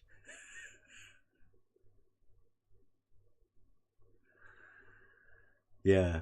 I'll all have to quote Rumpus and how he was the great one that measured. He was the first to measure the drop of the water level.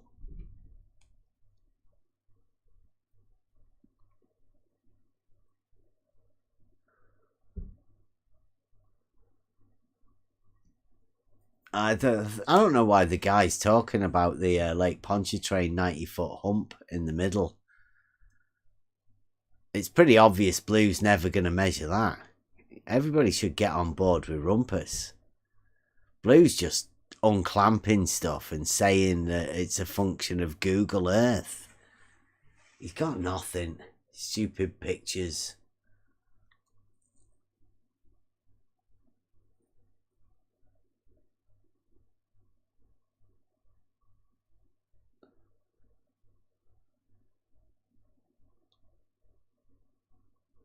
Yeah, well,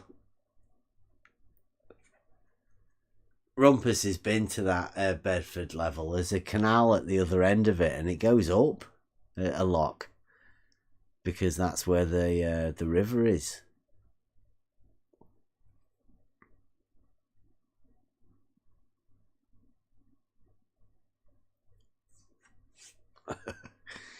Pretty active chat tonight, Rumpus and the team.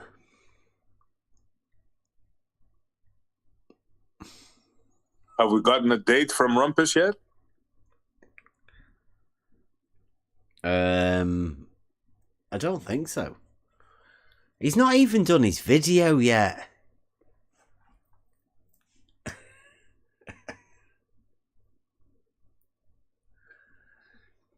You need to add in, Cleary. We need the using the full quadratic nutsack drop. Rumpus goes for the nutsack drop, the full one.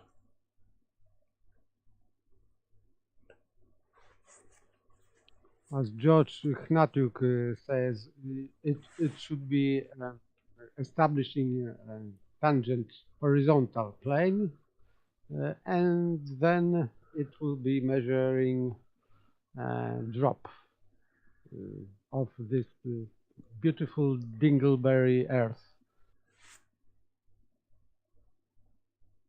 Just from it, well, Rumpus is measuring it from a bridge, supposedly. The auto level is on a bridge. Therefore, it's not a tangent. What do you call a straight line that doesn't touch a circle?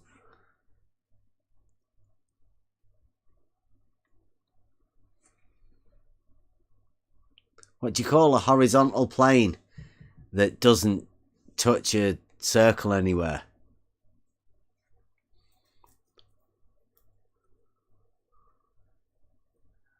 I just call it a horizontal plane established by a level. You'd have to be fully model afflicted to imagine you'd want to call it anything other than a straight line or a plane. Definitely not a tangent.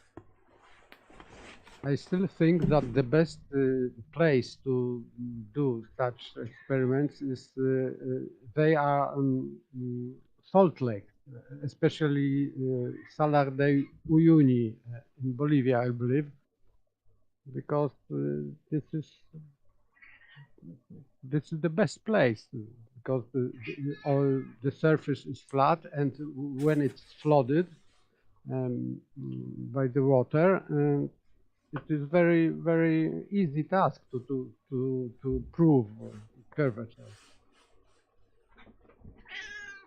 Nobody has done that yet. Well, we were having a discussion about this the other day. The water level establishes a horizontal plane. Can you measure that, or is that an axiomatic function of water? And is it that they're playing on? The fact that you say it is horizontal, and it obviously is because it functions like that. And they say, well, yeah, what if it curves? What if the axiom is that it curves? Is globe. Is globe. Let's have that as the axiom one.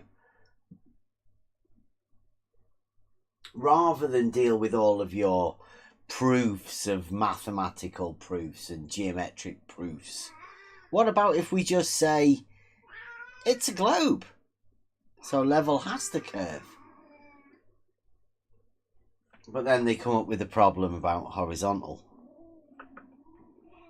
They have to then start calling it a tangent.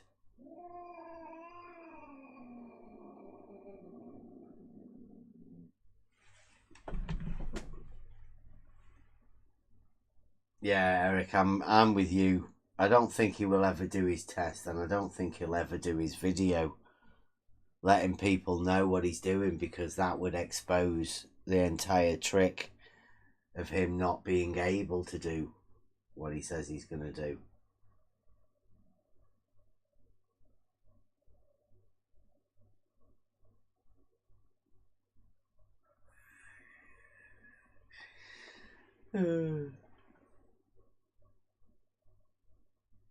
Rumpus never did real thing. He always drawing his precious models only.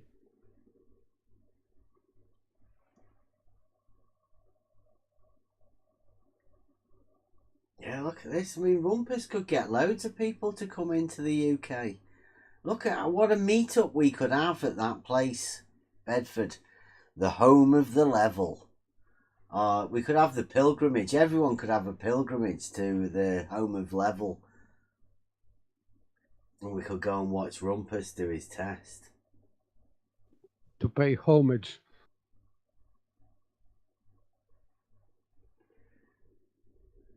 Oh, it's a weather related.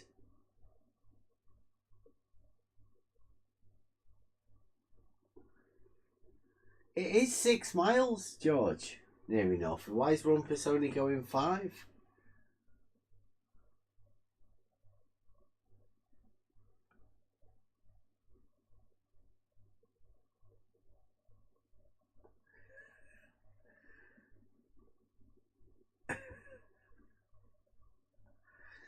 Yeah, look at that. Farmers will always have a machete.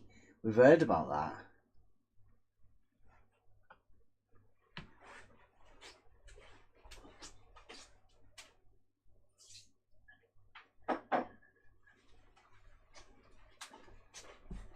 Is there any jungle over there? Nah, it's just at the side of a canal. Like a footpath sort of thing. I think that's just one of the way Rumpus likes to do threats. He has said that Farmer's Boy carries a machete around with him.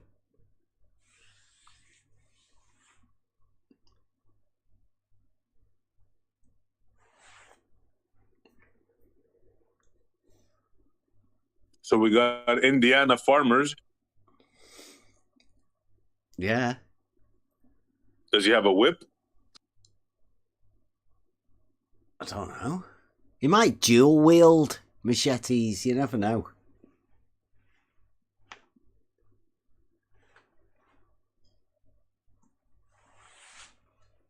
It's impressive. Some of the things they go to. Imagine going to a canal with a machete. No respectable explorer travels without a whip, from what I hear. And a machete, of course. Well, you have to be. If you're going to be a globe defender and you're going to be doing tests, then you best have a machete handy, or at least one machete guy. And you need the whip to keep the, the habitants at bay, right? When you're doing your tests. In case somebody gets too close, yeah, crack the whip. He can only be at one of the stations, though. It's a problem. Where do you think you'd put the machete guy? Would you have him on the bridge with the auto level? Or would you have him right at the far end, out the way? I would put him where the brush is more thick, because they have to cut their way through to the stations, huh? So maybe the machete guy is to clear the path. Yeah, well, I think we did hear that the brush was that thick that when they were wading through to get to the flagpoles. That's what I'm saying, yeah. Yeah, I think he might have collapsed at one point through their hard work, wielding, maybe sweating or something. I don't know, may have just been allergies. There you go. The machete was required for cutting reeds down. There you go. Yeah. I'm not so sure where, though.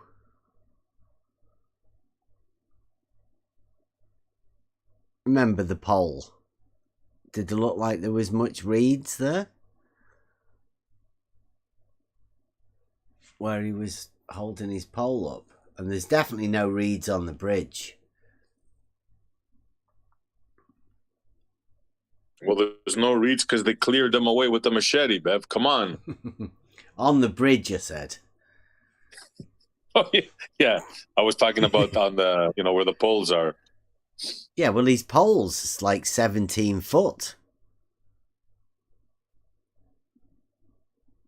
Right? They're not, there's no 17-foot reeds. You'd be able to see the pole, top of the pole, anyway. Yeah, but you want a clear path, so you got to clear a path, right? Can't be walking through all them reeds.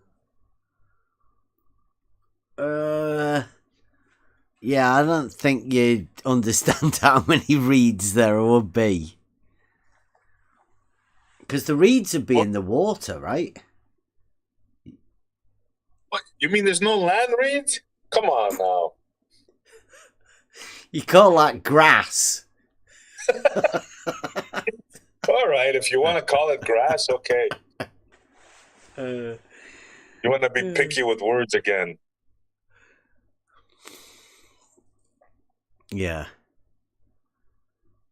Yeah, I think it's intimidation. That's what the machete's for, really. But it wasn't very. And less what Rumpus said. Rumpus said he had to leave for our safety. Maybe that's what they meant. He might have been holding farmers back from using his machete on us. So go down there. I'll take you out of the way, farmers. You can cut some reeds down. Chop some grass with your machete. Swing it around a bit over here.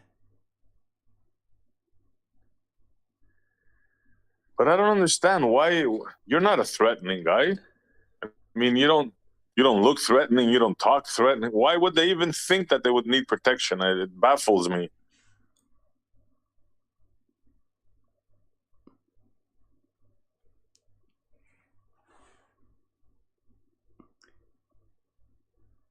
Clary's posting pictures of water with no hump. Clary, you're upsetting him. Have you not got any unclamped pictures of water levels? You're not looking at it from the right angle, Cleary. Got a request from Blue Marble, Clary. Can you please find a few unclamped ones? You seem to be showing all of the clamped water levels.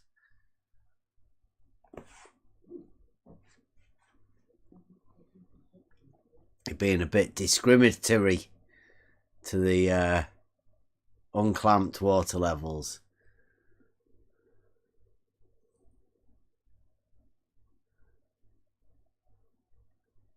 Look at Blue. Gadget. Blue's trying to get you over there. He's beckoning you over.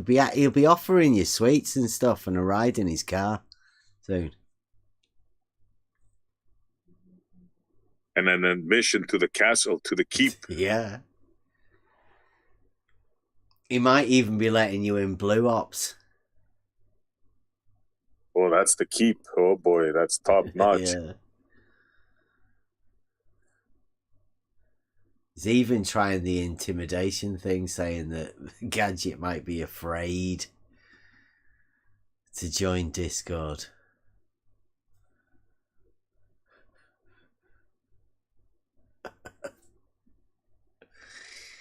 Yeah, Jeb, clamp it. Yeah. The original. Maybe they were the ones that did it.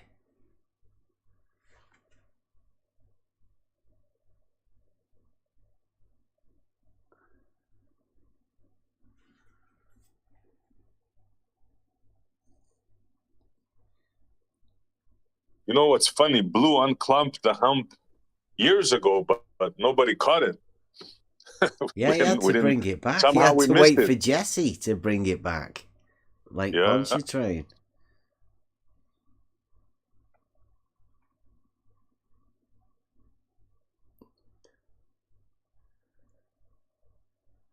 Hey, there's Uncle Jed. My favorite show, the Beverly Hillbillies. There you go. Well, Look at that. used We're to be. making progress. Blue has unbanned Gadget Nice, on Blue. his channel. Well done. Yeah, good one, Blue. Thanks Next a thing lot. you know, he'll unban Mobius. Well, I mean, I'm stretching it, yeah, Mobius would wreck him on the LIGO. I don't think he can possibly let Mobius in.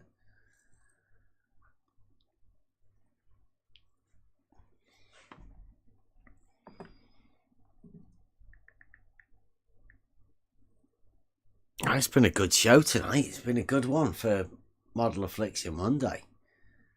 I know it has been us talking about the model, but that's probably a better way, right?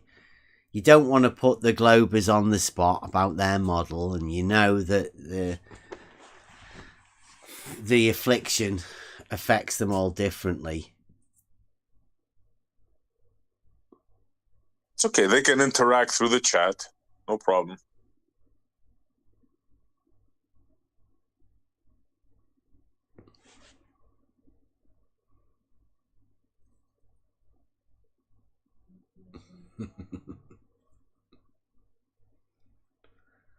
Yeah, I'd like to see some But I mean, we know.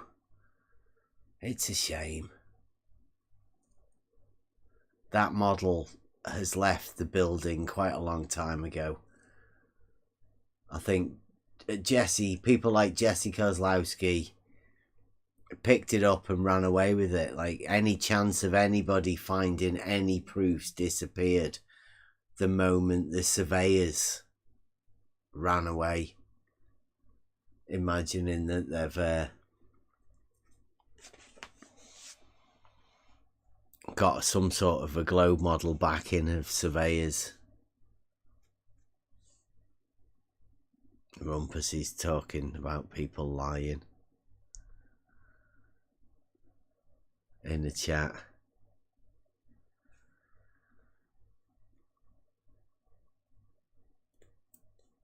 Give us a date, Rumpus, an approximate date of the rec test. He's waiting for my lad to finish his exams first, so George is still doing filling sandbags. He's not ready to come over here yet.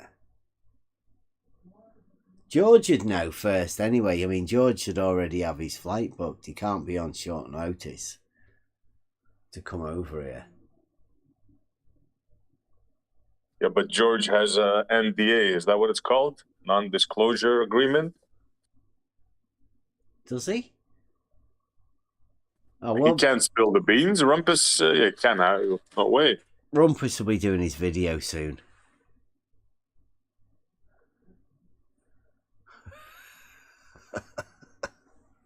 Godzilla. If Rumpus says you're lying, then you're lying. Ain't nobody knows more about lying than Rumpus. That's the truth. But it appears we have a date. June? Gadget says June? I don't think so. Well, nobody said that. No one said June just yet. So how about it, Rumpus? You have a date or not?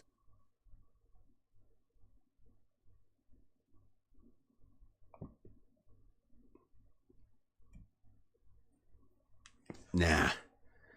He hasn't even got a date when he's going to make his video yet. He might be filming it still. I bet it's not even in the editing. Yeah, 33rd of June.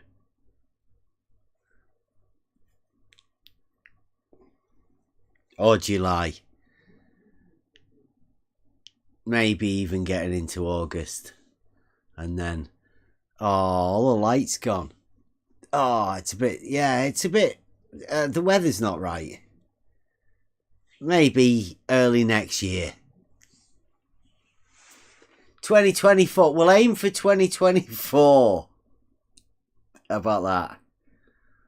He's going to pull a NASA on us? No. Yeah, I reckon. Rumpus, don't pull a NASA on us. Huh? We let you get away with it last year, but oh boy.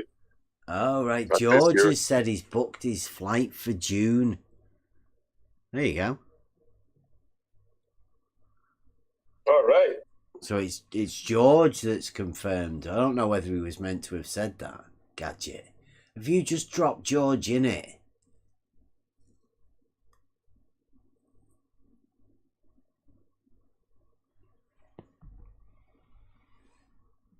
Well, yeah, I suppose, if it's near the end of June, that might be all right. George should ask his pilot if he will be in negotiation with Coriolis effect. Yeah, he might end up in Germany. If the pilot doesn't figure in for Coriolis.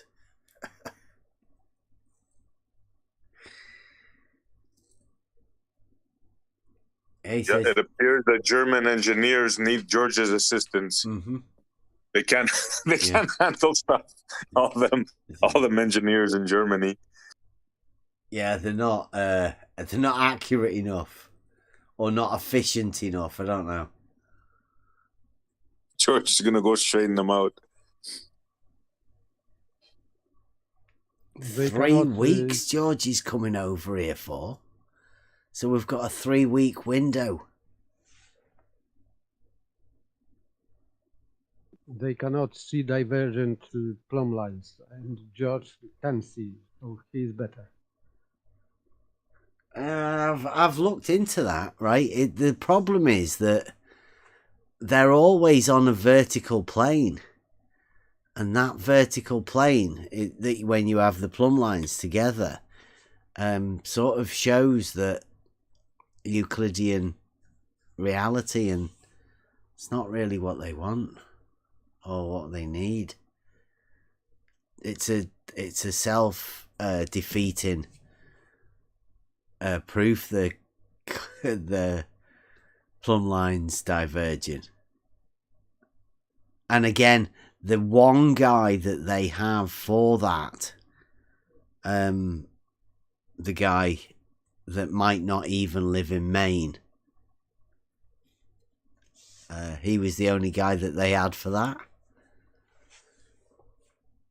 Oh, and of course, you've got Jesse's and Walter Bislin's stolen concept fallacy over Lake Pontchartrain Bridge, because that's how they tried to claim that they'd measured the radius.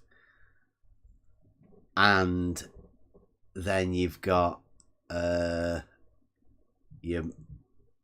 guy that may not even live in Maine because he's a lying shit. And his stolen concept fallacy. And then you've got Where's Wally that's also done a similar stolen concept fallacy. I'll have to go over that more in the geometry Thursdays when we go over that. And look forward to coming soon, Surveying Week. I think I tried to do that once before, but it got stopped and derailed. But now Cleary's back, that'll make it even more fun. We like talking to surveyors. Maybe we might even get God Scalpel around. He's got a pretty big list of conversations with surveyors.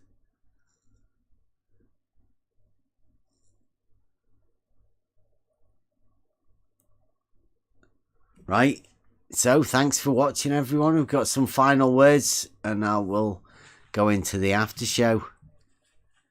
The after show, the chat in the Discord chat afterwards, when we talk about all the stupid shit that the ballers say.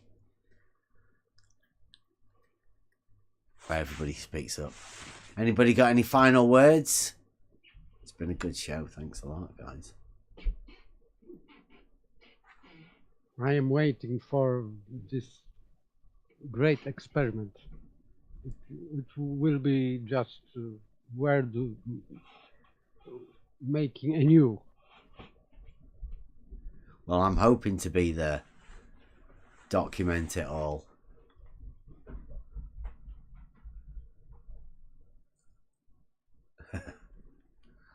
Okie dokie. So we're going to end on a Buster song, and I'll say, everybody, if you want to come in. Tomorrow is Logic night. We'll try and follow the theme of the week. I don't know what the theme of the week is this week. Started off at triangles, so we'll see what we can do tomorrow for Logic. And yeah, thanks for watching. Come and see us tomorrow. Buster, sing us out. As you know, surveying, especially elevation checks and all of that, is based solely on horizontals being parallel. There we go. Right? Well, that isn't a curve. Right? That isn't what they do. They measure a drop in the vertical, don't they? When you're doing surveying on your measuring rods. Hang on here, let me think about this. Yeah, you do. And that's if it's a change in the vertical, then what do you call that when you're measuring and you're doing your surveying? Hang on here. Let me think about this a minute. Change in elevation. Right, okay. Oh, yeah. There we go. Hang on here. Let me think about this a minute. Oh, yeah. So drop any, it would be a drop any direction you go. Earth is always dropping away from you. So the water, you think the water level drops away from you? There we go. Yeah, I know it. I've not seen a drawing from LIGO. The nutsack thing is related to either arm, an X or a Y. Let's say 400 meters. How accurate would you be? Set in a horizontal. It is designed to be 33.1 arc seconds from top to bottom at that distance. Wait a minute. The elevation from the water level is always going to be the same. They'll all intersect. Those three lines will intersect in the middle. There we go. Oh shit, Broncos went to bed a long time ago. A nutsack drop is a pretty good demonstration of the globe. There we go. Just hang on here, let me think about this. Go on. Water level, The water level is the most level. The water level will show you level. You'll take your auto level then to the center of this array of of level points that you've established. Set it at the center and then shoot both ends. You'll find out that they're dropping. What, both ends of the water level lower There we go. than the middle? We got a hump. You've got a hump. Absolutely. It's a hump. Hang on here, let me think about this. You got a home base. Oh, wait. I'm sorry. God, I'm getting tired, Bev. Back up. That was wrong. That was something else I was thinking about. 33.1 arc seconds. 1 arc second, which at 400 meters would be in a vertical height of 12.6 millimeters. Buster. It's not my problem if you don't want. Hang on here, let me think about this. You just on your own. What do you call a change in vertical in surveying? Hang on here, let me think about this. You know, like if there's a vertical distance change, what's that called? Hang on here, let me think about this. It's elevation and it's so measured so from you've sea just level. said. Oh, yeah. Yeah, you've just said that the And all water of them? level changes in elevation There we go. from the point you're the water at. level does. Yes, the water level will. Absolutely. Oh, yeah. So it's wait, not wait. establishing a level. Wait a minute. minute. I think you might have got. Whoa. Yeah. Hold on. Go on. There we go. Hold on. Take a mulligan on that one. Let's try again. Don't overtalk. Don't overtalk. Don't Penrose. Yeah, at 400 meters, the Earth curve is about 12.6 millimeters, so you're going to have to add that in. Oh, yeah. Add it into a horizontal. Where do you add it in? Yeah, that's what I feel like a lot of times, Buster. There we go. Oh, yeah. It's not my problem if you don't want to learn. Yeah, you've just said that the And all water of them? level changes in Hang on, elevation let me think from the point The you're water at. level does. Yes, the water level will. Absolutely. No reason, no logic, no wisdom, no worries. Yes, the water level will. Absolutely. You're just on your own. There we go. Oh, No yeah. reason, no logic, no answers to question. Hang on here, let me think about this. You're just on your own. Just so that, you don't lose me here. Let's say we have A, NA, and NP on your water level. Where are you going to put your auto level? Oh, yeah. What? I'm not putting the auto level anyway. Now those. For what? Okay, wait, back up. Back up. No, wait, back up. No, wait, please. But on the curved Earth, what you just described is what we would see. We would have 3 different horizontals intersecting in the middle. Oh, yeah.